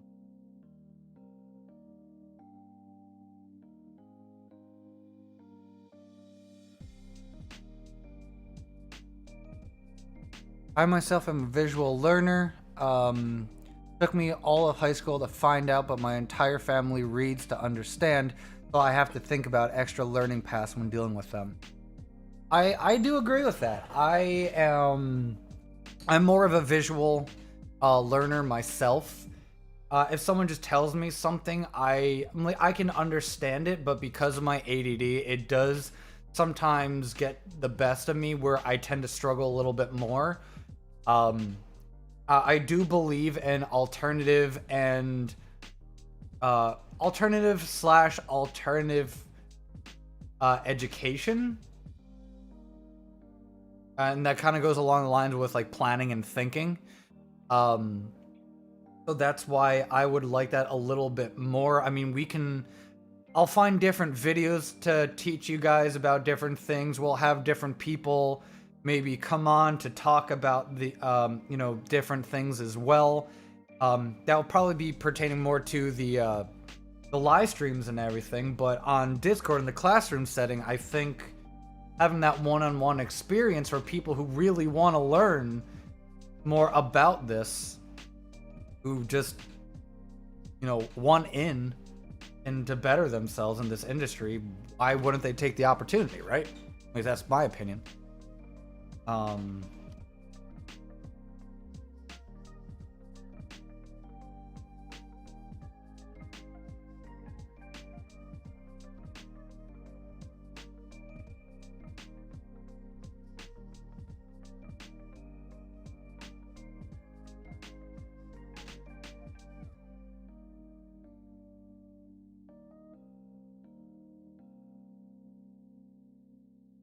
I totally spelt that wrong.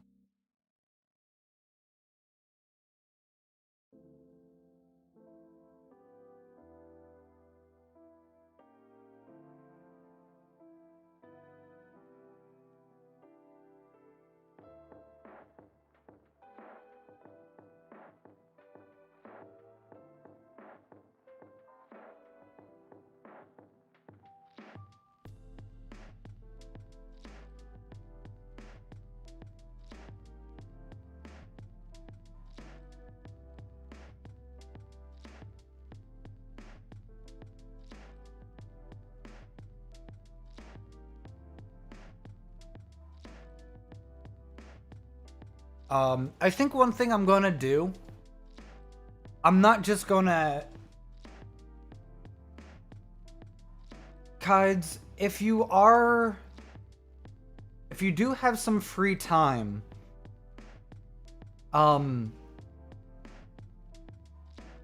would you be able to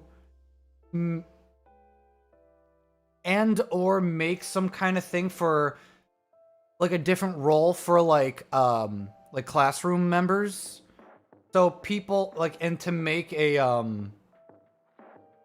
like people who want in the classroom, so basically we can add that as like a role or something as well, maybe, or maybe we can just give people a role. I don't know, or maybe just your opinion on that. I mean, like what do you think that would work well? Alright, so don't worry about that. I just want your opinion then. Do you think that would be a good idea to have a role for it and to only have specific people be in the classroom? A TA? Oh, you mean like a teacher's assistant? Is that what you're getting at?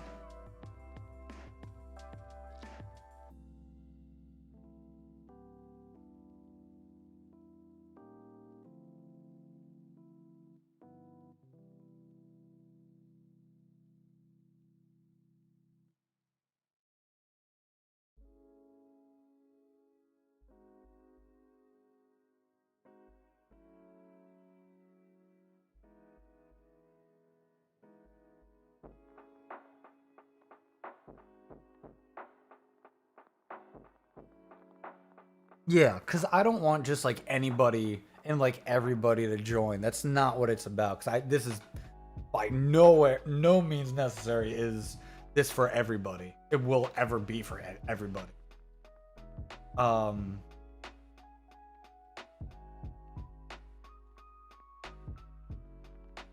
Would you be able to make like a an update to the get a roll thing?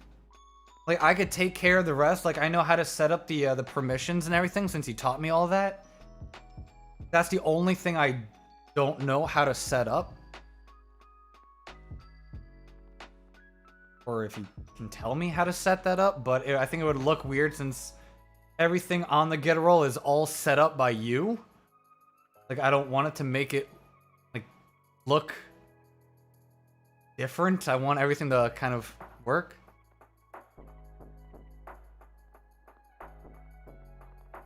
Yeah, we'll do. But for Quinn, for a teacher's assistant,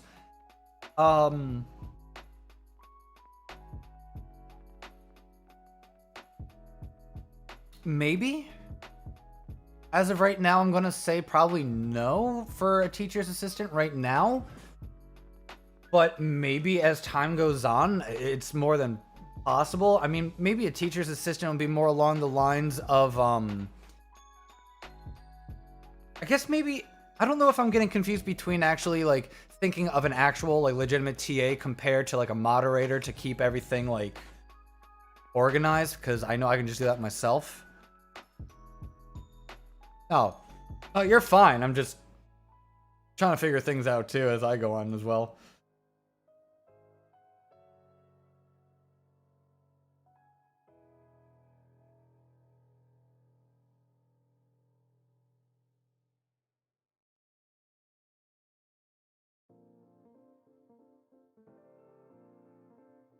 All right, Kides, I'm gonna message you here real quick.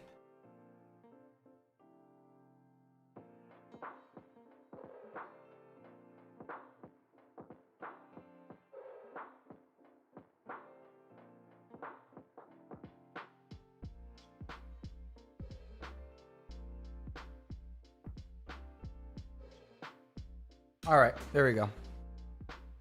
Yeah, that's why I think I was getting kind of confused. I was just like, I don't really think I know the difference. It's just I don't. Once it comes down to like Discord, you're like, I don't know how that's like, how that would work necessarily.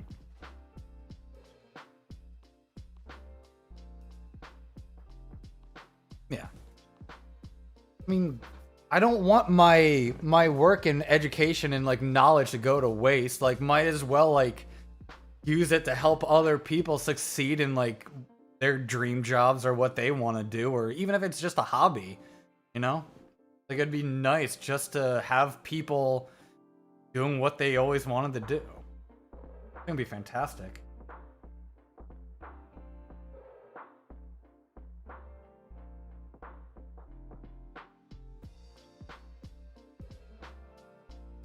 And then that's what's also going to separate a lot of stuff too, because we do have the Hangout VC, which is literally just all of us to chill and play games and talk, have fun, do whatever.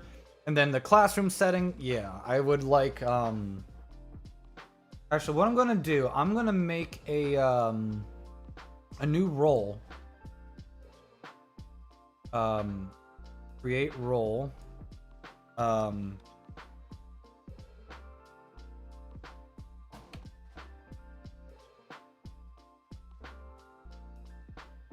We're gonna call it student.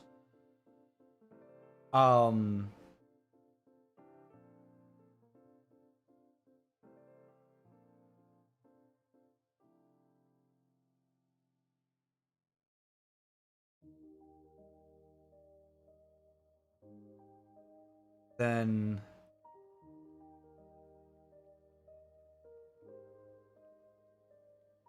I'm gonna make this go under community.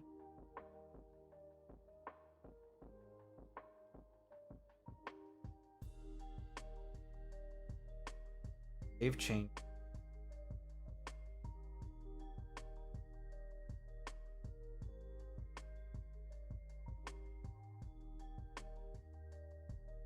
I think the other issue we have as far as like server updates and everything as well, it's because of how many people click the get a role for the server updates is so limited. It obviously is not reaching out to every single person in the server, which I kind of feel like it should for server updates.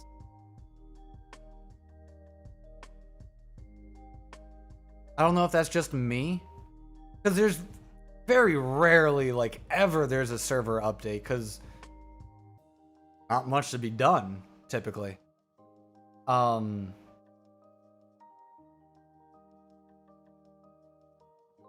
don't know. I think maybe. All right. Well, let's put it this way first. So, JAGZSXE Classroom, edit category, permissions.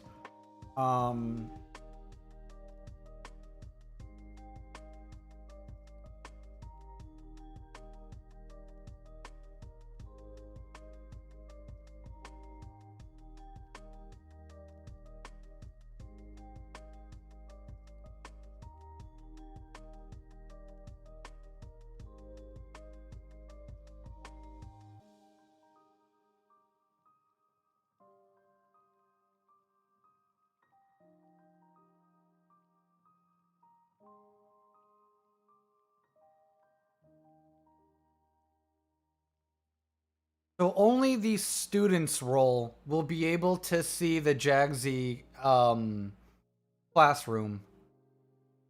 Because in that way, other community members, it feels more, special, right? It's just like I submitted, this whole thing to be a student of this whole classroom setting, and it's more, it's like prestige, kind of like, yeah, I got in, even though it's really, don't think of it that way because I'm not that great, but maybe I could better myself by teaching you guys something.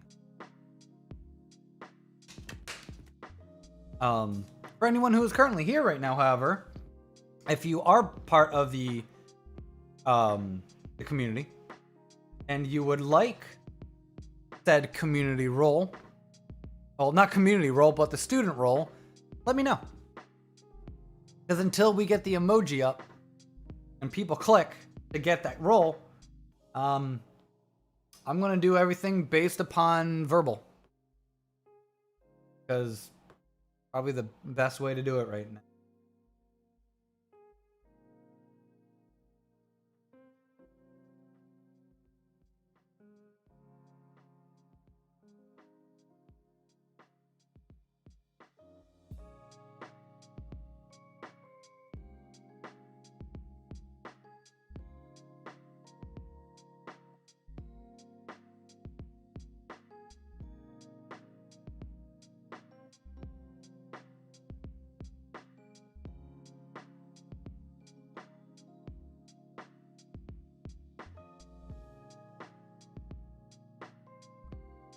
Sounds like a plan. Cool, cool.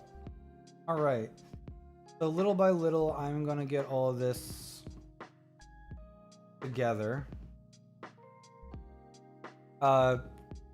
Switching out like some permissions here.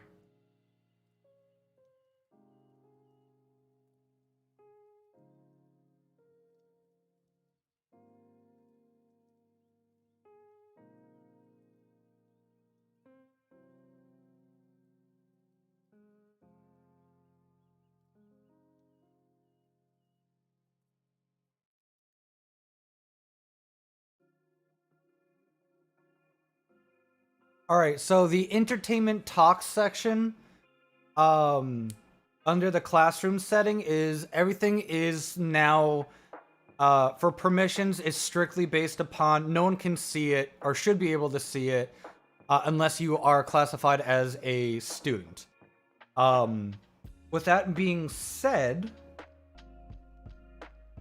the entertainment talks voice chat is where we will be able to not only talk via audio, but we will actually, this is where we will also have webcam usage as well for everybody who would like to turn it on.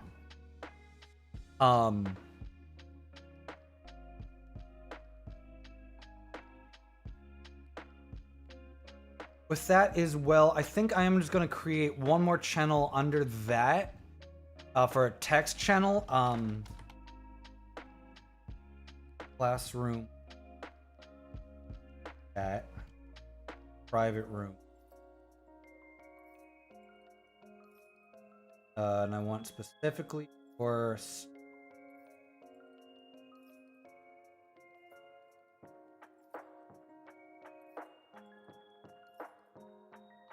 and by default, server editors are gonna be in here. So just be aware of that, because for whatever reason, if they need it, if they don't want to be in there, I can definitely remove them. That's not a problem. But it's mainly just for that purpose.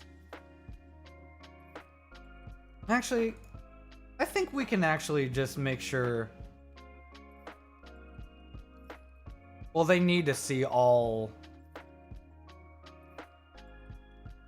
of everything in general. So, Quinn, would you like to be the very first student of the classroom?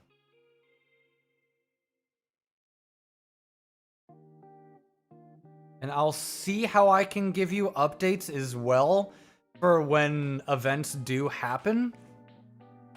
But I'll have to figure that out.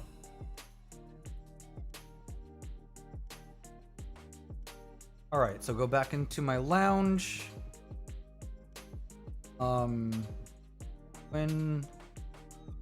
Where's your name on here? All right, you are gonna be student, which now you should be able to see the classroom chat and the VCs as well. Kides, if you are interested as well, let me know. If you're not, don't worry about it. That's why I want to ask you guys first. Makes more better that way.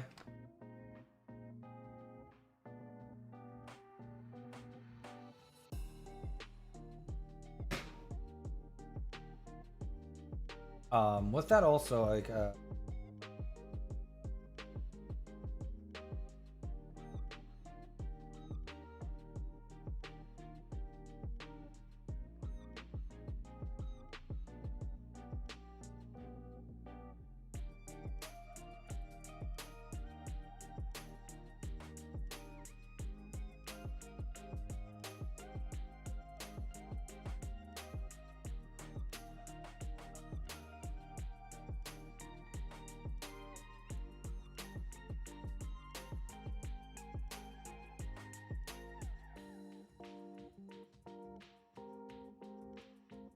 okay, let's back to.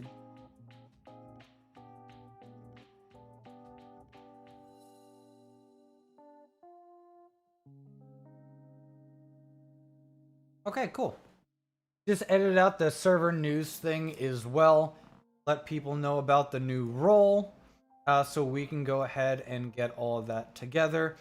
The classroom chat is strictly for exact reason. You're supposed to be the only ones to see all of this. And I also did make sure to have access to the activities bot as well, or like the activities function. Because then on here, we can actually watch different like YouTube videos together and talk a little bit more about the videos that we can't necessarily do on YouTube because of copyright problems and whatnot typically. But at least on Discord, we can actually do that. We can watch videos together for educational purposes. We can have different discussions. We can have different like guest speakers come on special occasions talking about different things as well. And I think this is going to be really, really fun. I think this is going to be really cool. I hope people and you guys are excited about this. I know I am, because I This is what I want. This is... I think having a classroom is awesome.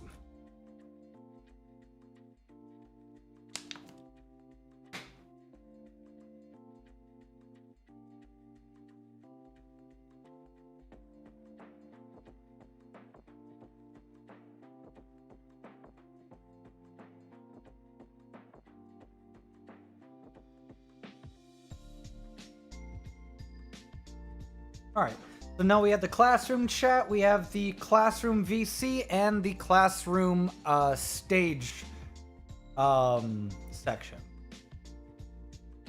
But what makes me curious, since they got rid of stage discoverability and everything like that, is the stage actually even going to be necessary?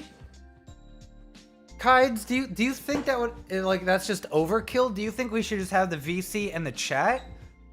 Or do you think there would, like, the stage for Discord serve any additional value or purpose in this context? Not just awesome, important? I would hope so. I know you're busy, man, but you know a lot about Discord. The only reason why I'm like asking you these questions because I'm trying to learn myself about these things. You're the guy I go to if I have questions.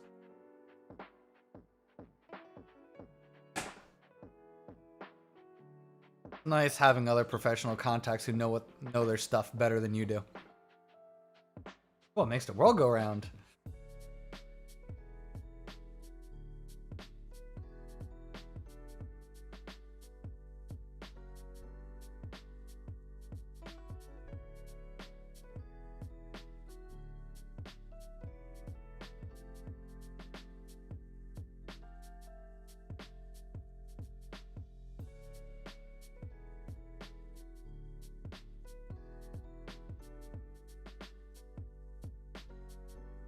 You have questions to me because I'm literally only listening 5 minutes. If at first you don't succeed, ask your smart friends. Yeah, pretty much. Well, it's not like important to the point where I need to like DM it to you. Not like, I mean, nothing I DM you is really important, really within reason, but oh jeez, man.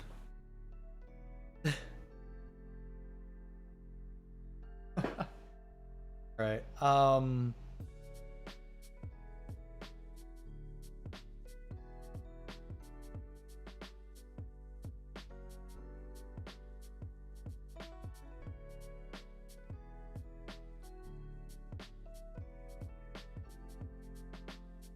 Well, for right now, I'm gonna actually just say get rid of that. I can always add it back if I need to, so I'm just gonna do that. So we're gonna leave it with just the classroom chat and the classroom VC. I think that's what we're gonna do.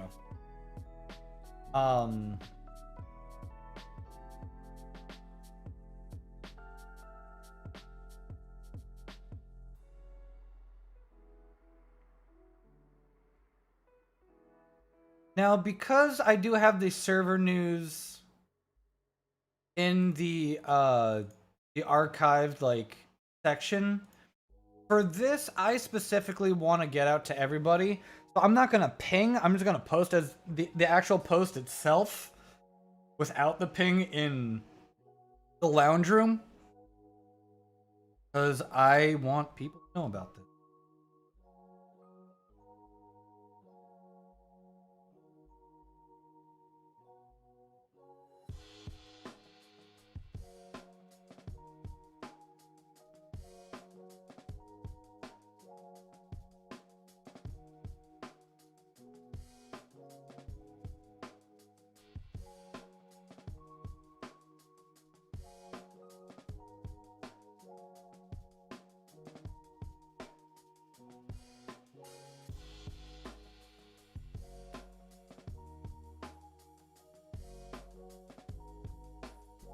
All right. I think that works. I think that works very well. So now no one has to be bothered by it because there's no pings, and whoever's just online, whoever sees it, who's interested, they know that they can let me know on the server, or they could actually just DM me for the role, but only for that case. So I think that works out better. I think I'm pleased with that. And if any of the people who are categorized under the said role for student, if there's a certain topic you would like to know about, we can definitely see if we can discuss that as well for a possible upcoming time.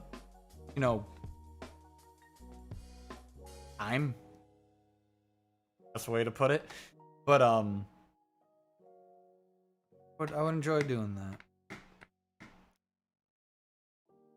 that. Now, I know you literally just said you're busy, Kides, but would you or would you not like the student role? I know you're busy, so that's why I'm asking you. I don't know your free time. I don't know your availability. Is it something you're interested in and can't currently do right now? Like, maybe just more of like a simple yes or no. And no, it won't hurt my feelings if you say no. Just please, I'm putting that out there. Just, I'm not gonna be offended by it. Know what it's like being stupid busy. I have a list. Good. More the merrier. I have a list too. One hell of a list too, I'll tell you that.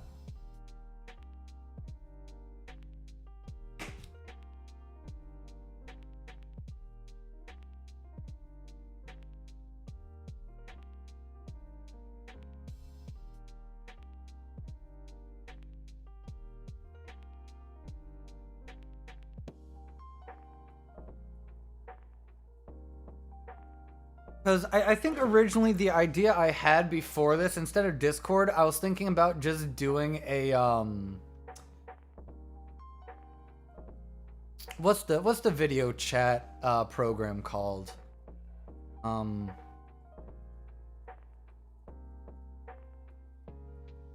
really don't remember. What is it called? Anyone know? It's like Skype but better. Does anyone remember? Does anyone know what I'm trying to like talk about? What I'm trying to say? I cannot for the life of me remember. Because I had these meetings with like Kides when I taught him how to video edit, and I can't remember the name of the program for the life of me. And it's honestly really, really bothering me that I cannot remember.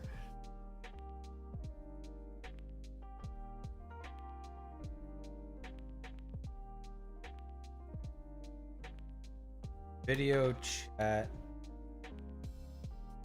apps. Oh. So it's not Skype. No, it's not Facebook Messenger. It's not WhatsApp. It's not Google Notes. No. Zoom. Thank you. I was originally thinking about doing Zoom calls, and then I realized there's no point of doing that because a lot of people don't like Zoom. A lot of people don't want to download anything. And we already have a video chat implemented in the Discord, and everyone's already in here anyways. And now I can make it limited based upon permissions and roles. So that makes it significantly better and easier for people to join. Although I still think Zoom is a little bit more professional, but it saves people from having to download and open up another program. Trying to help people, sadly, on how to be more lazy, I guess. Not what I'm aiming for, but whatever I can. If I can make your life a little bit easier by having to reduce your effort on clicking one extra thing, I'll do it. Because I get it. Boy, do I get it. Anyways, I don't know why I could not think of Zoom for the life of me.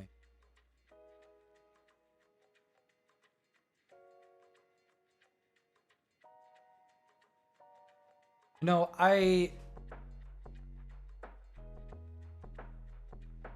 and for the classrooms, like, I'm gonna make it into a legitimate, like,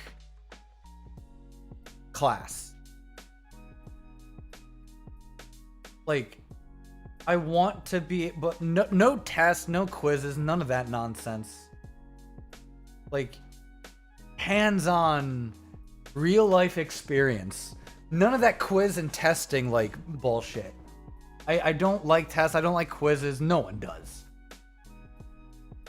I don't believe in giving people grades and stuff like that. Like, everything comes down to hands-on experience and just doing it.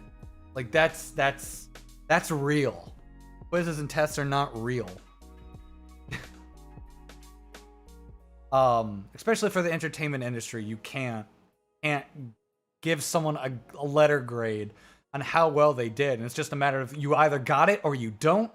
And if you don't, then you keep on working until you got it. That's it. No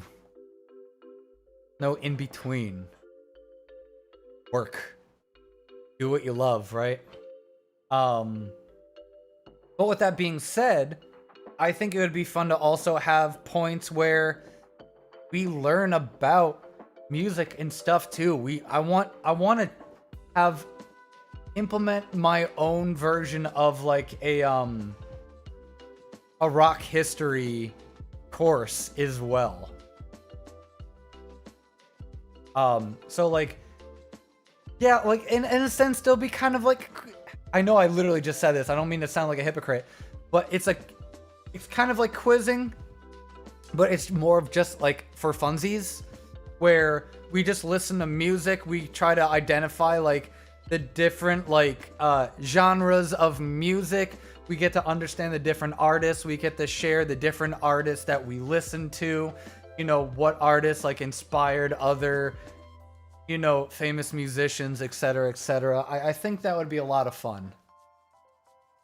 Yo, King Justice, what's up, buddy? What's up, man? Long time no see. How you doing, my brother? How you doing? Yeah, dude. I think having a rock history course would be a lot of fun. I'm willing to actually buy the book to teach you guys, like, some stuff about this. Because it was, like I said, it was, when I took my rock history course in community college, it was the most fun I've ever had in a classroom setting. Any tests and quizzes I got was just, yo, Justin, listen to music, tell me who the artist is, tell me what genre it was. That's it. And I'm like, we just get to listen to like blues and rock all day? And they're like, yeah. And I'm like, and then like occasionally we'll talk about like the brief history of like rock and roll and like the introduction to like blues and stuff like that. I was like, dude, I'm like, this is amazing. And we will have homework assignments. Yes. That I do believe in homework though. And it's not just, and no, it's not going to be your stereotypical homework. It's going to be fun. And it's just a matter of like these small little things. Like, you don't have to, and the best part is you don't have to do them. But for those who do, we get to have a conversation on those pieces.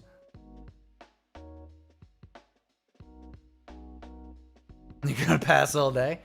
Man, it's just all these different things. Like, I think it would be, hold on, rock book.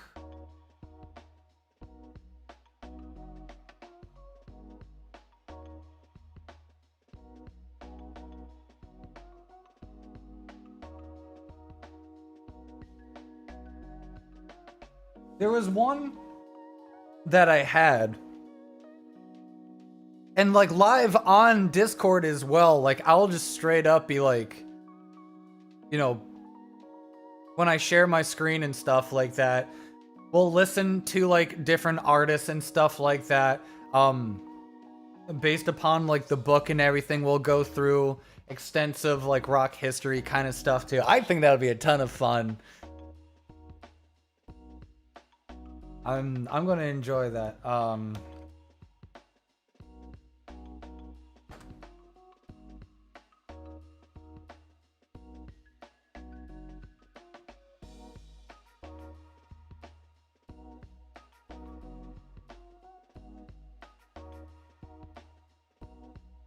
Preferably if I can find like an online version of the book. Actually, you know what? I think wouldn't for the online books through like Amazon and everything.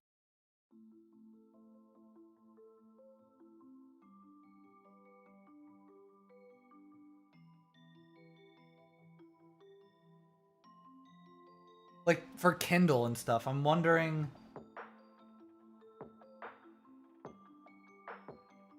Let's see. Rock.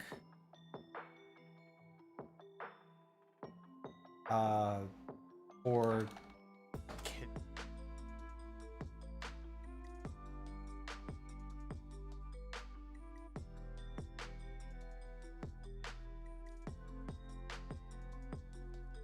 Like, what's the one they're currently using right now for...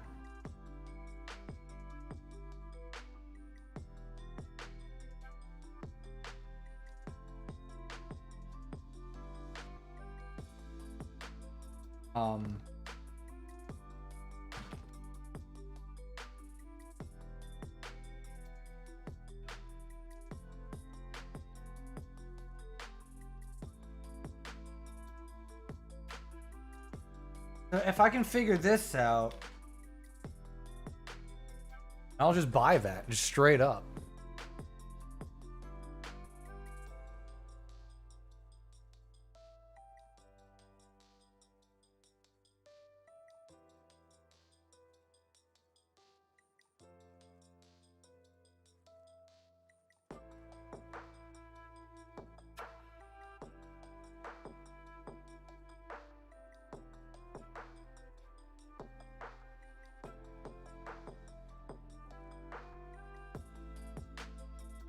Oh man, there's all different kinds of books.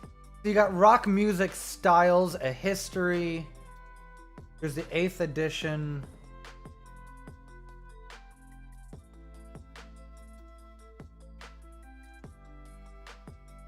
They're all styles. Like, are these...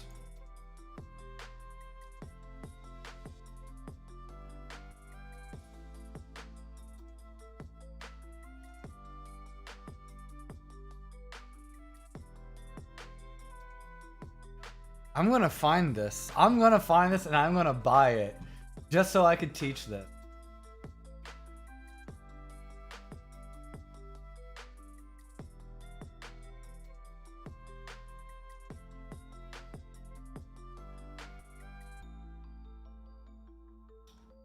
I hope I actually don't need, like, the,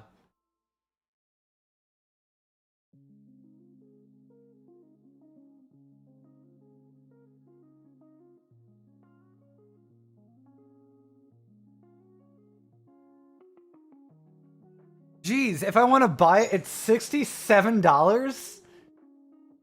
Why?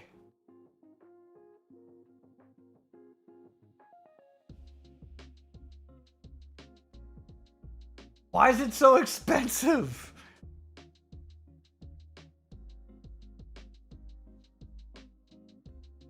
That is dumb.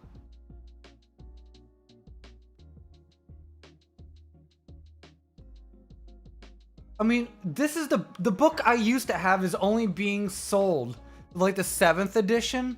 I doubt much has really changed.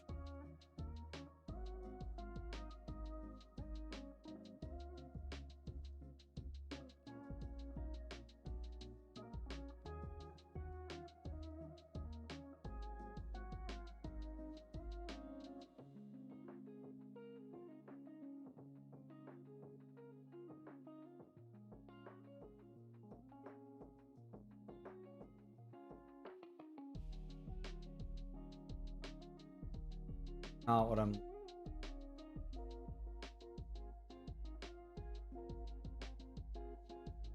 Why are these college books so expensive? Why is that a thing?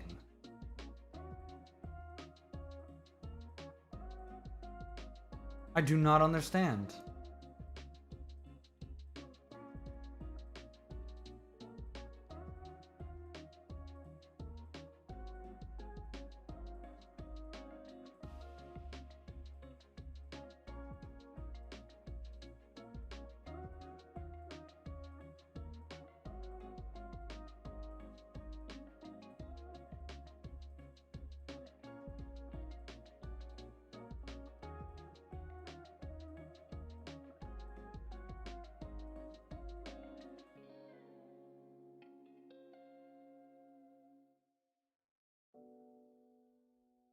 Like, I don't want the physical book.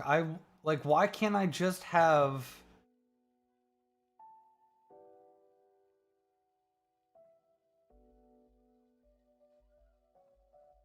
an online ebook that actually teaches people about this? Why?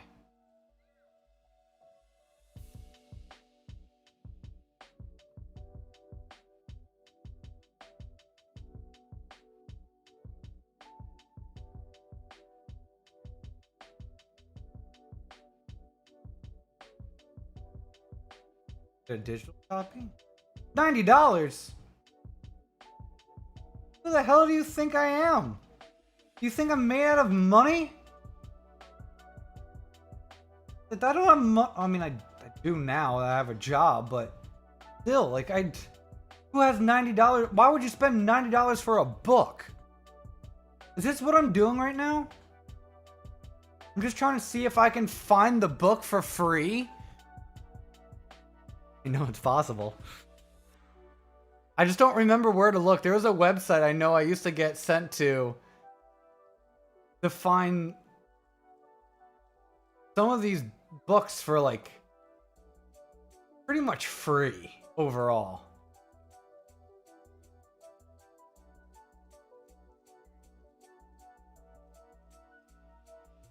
Or close to free, at least.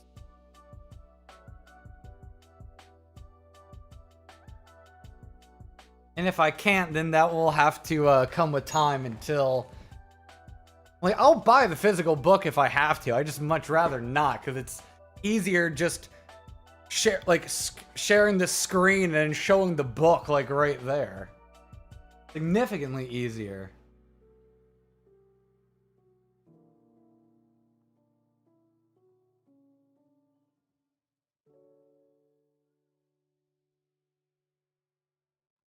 But maybe it's not gonna be...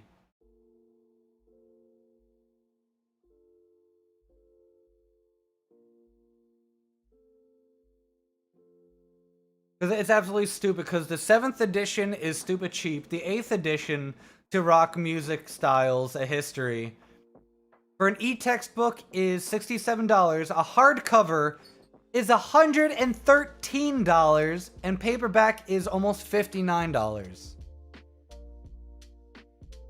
That is stupid.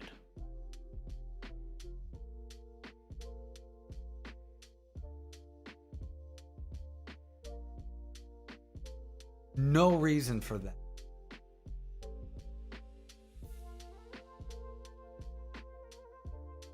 Yeah, there's some people selling it for like good and like used conditions for like $5. But to get it new, even for the 7th edition, it says anywhere between $89 and $225.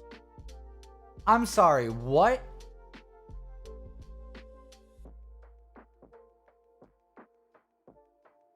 No.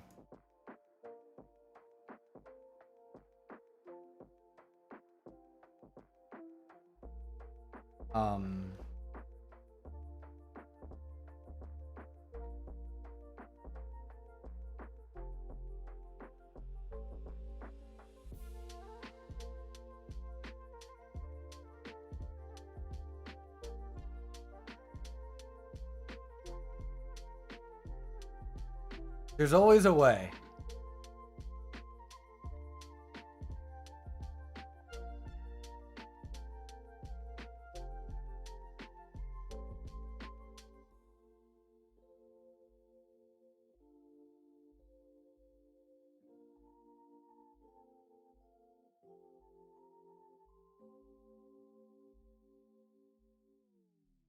Has to be.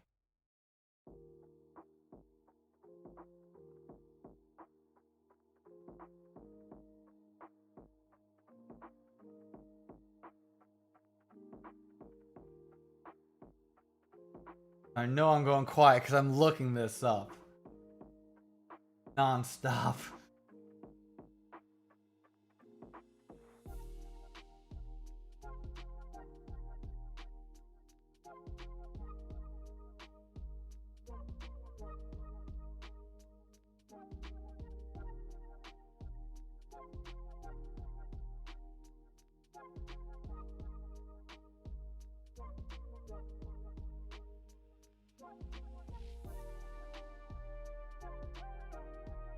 Also gotta be careful of like really sketchy looking like websites.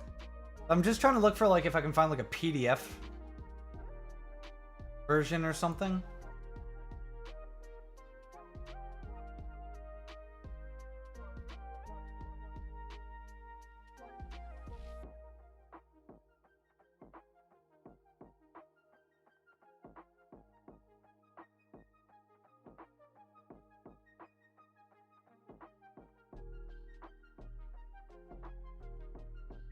I don't think I'm gonna find it. I really don't think I am. I think this is something that's just... I may have to buy physically if I wanted to do that. Alright, I mean that's not the end of the world, it's fine. Whatever, man. Alright, well, the time will come. But until then, I do have like different, like, we have a ton of free different sources and everything for literally talking about whatever it is that we want to talk about or discuss. We have 3 minutes left of this live stream, actually, because the bare bones maximum, if anything, is always 3 hours. Originally, I know I said it was going up to 2 hours. I got caught up in conversation like I usually do, which is fine because that's kind of what I wanted. But I'm going to take the time to wrap up here. If anyone wants to hang out, today is my day off, so I will be hanging out in Discord, on the Discord server. I may be playing some video games. I don't really know what I'm going to do just yet. But I'll probably be hanging out there for a little while until my wife gets back home from work. But, yeah, thank you guys for tuning in. I know I got a huge sidetrack, which, if you haven't already figured out, it's what this channel is about, pretty much. Me getting sidetracked because ADD is just like, ooh, this. Like, oh, let's focus on this. What does this have to do with, you know, with music and music entertainment? Well, everything boils down to I will be teaching more about music/music entertainment and just entertainment on the Discord server. If you want to know more, join the Discord server and ask for the student role. And if you ask for a student role, you better be there. And if you're not, there's nothing I can do about it. I just hope you do. Otherwise, it's just... What's going to make people come to the courses? Easy. We may have a final exam. In that final exam, you guys might get some freebies. Some things. I don't know. Anything's possible. Could be a gift card. Could be I don't know, some kind of online goodie. It could just be a gigantic gold star that says good job. I don't know. Gotta wait to find out.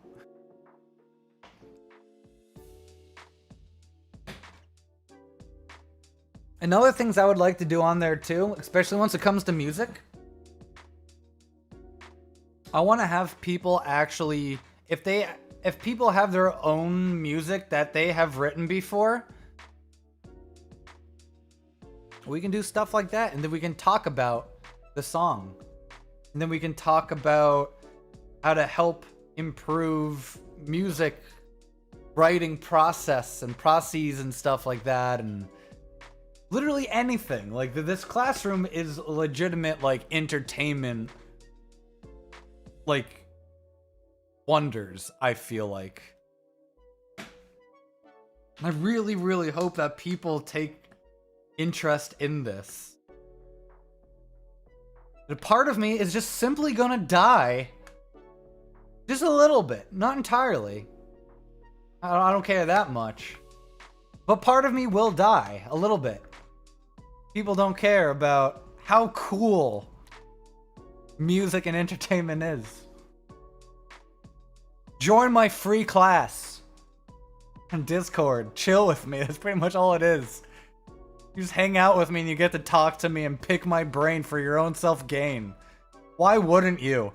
I've been doing this for over 13, almost 14 plus years already. Why wouldn't you? Do it. Whatever. Even if it is only once a week. It's free. You see all the other people on there be like, if you join my online course now for only a small price of your home mortgage, you can join my professional workshop. And I'm just like, go on Discord, ask me to be a student in my class, and just teach you. Along with other people who have the same interests with you, and then you... Dude. Okay, guys, I just got a brilliant idea. What if we had a moment in the classroom in a point in time where we get anyone who's a musician, you got, like, one of the tests is for, like, musicians, if they want to collaborate with one another to create a song together, and then just allow other people to, like, listen to for us to discuss about the music being created and the overall process of music creation. That would be so cool. That would be amazing. If you would like to talk more about this, come hang out with me first on the Hangout VC on Discord. You can talk to me there too, live time, if you also would like the student role to be a student in the JAGZSXE entertainment classroom. But we are out of time. I burped. That's cool. But hang out with me in the VC. We'll talk a little bit more about that. I got a lot of really cool ideas. I hope you guys are interested in what I have to say too, because I have a lot of ideas that just popped in my head now. But before I start going on another rant, if you would like to hear about that, I'll be hanging out in the Hangout VC on Discord. But until then, thank you guys so much for watching! And until next time! Next week, actually, on Monday, we may have a special guest. So until then, thank you guys for watching. Have an awesome day. Stay clean. Stay educated. Stay true. See you guys then.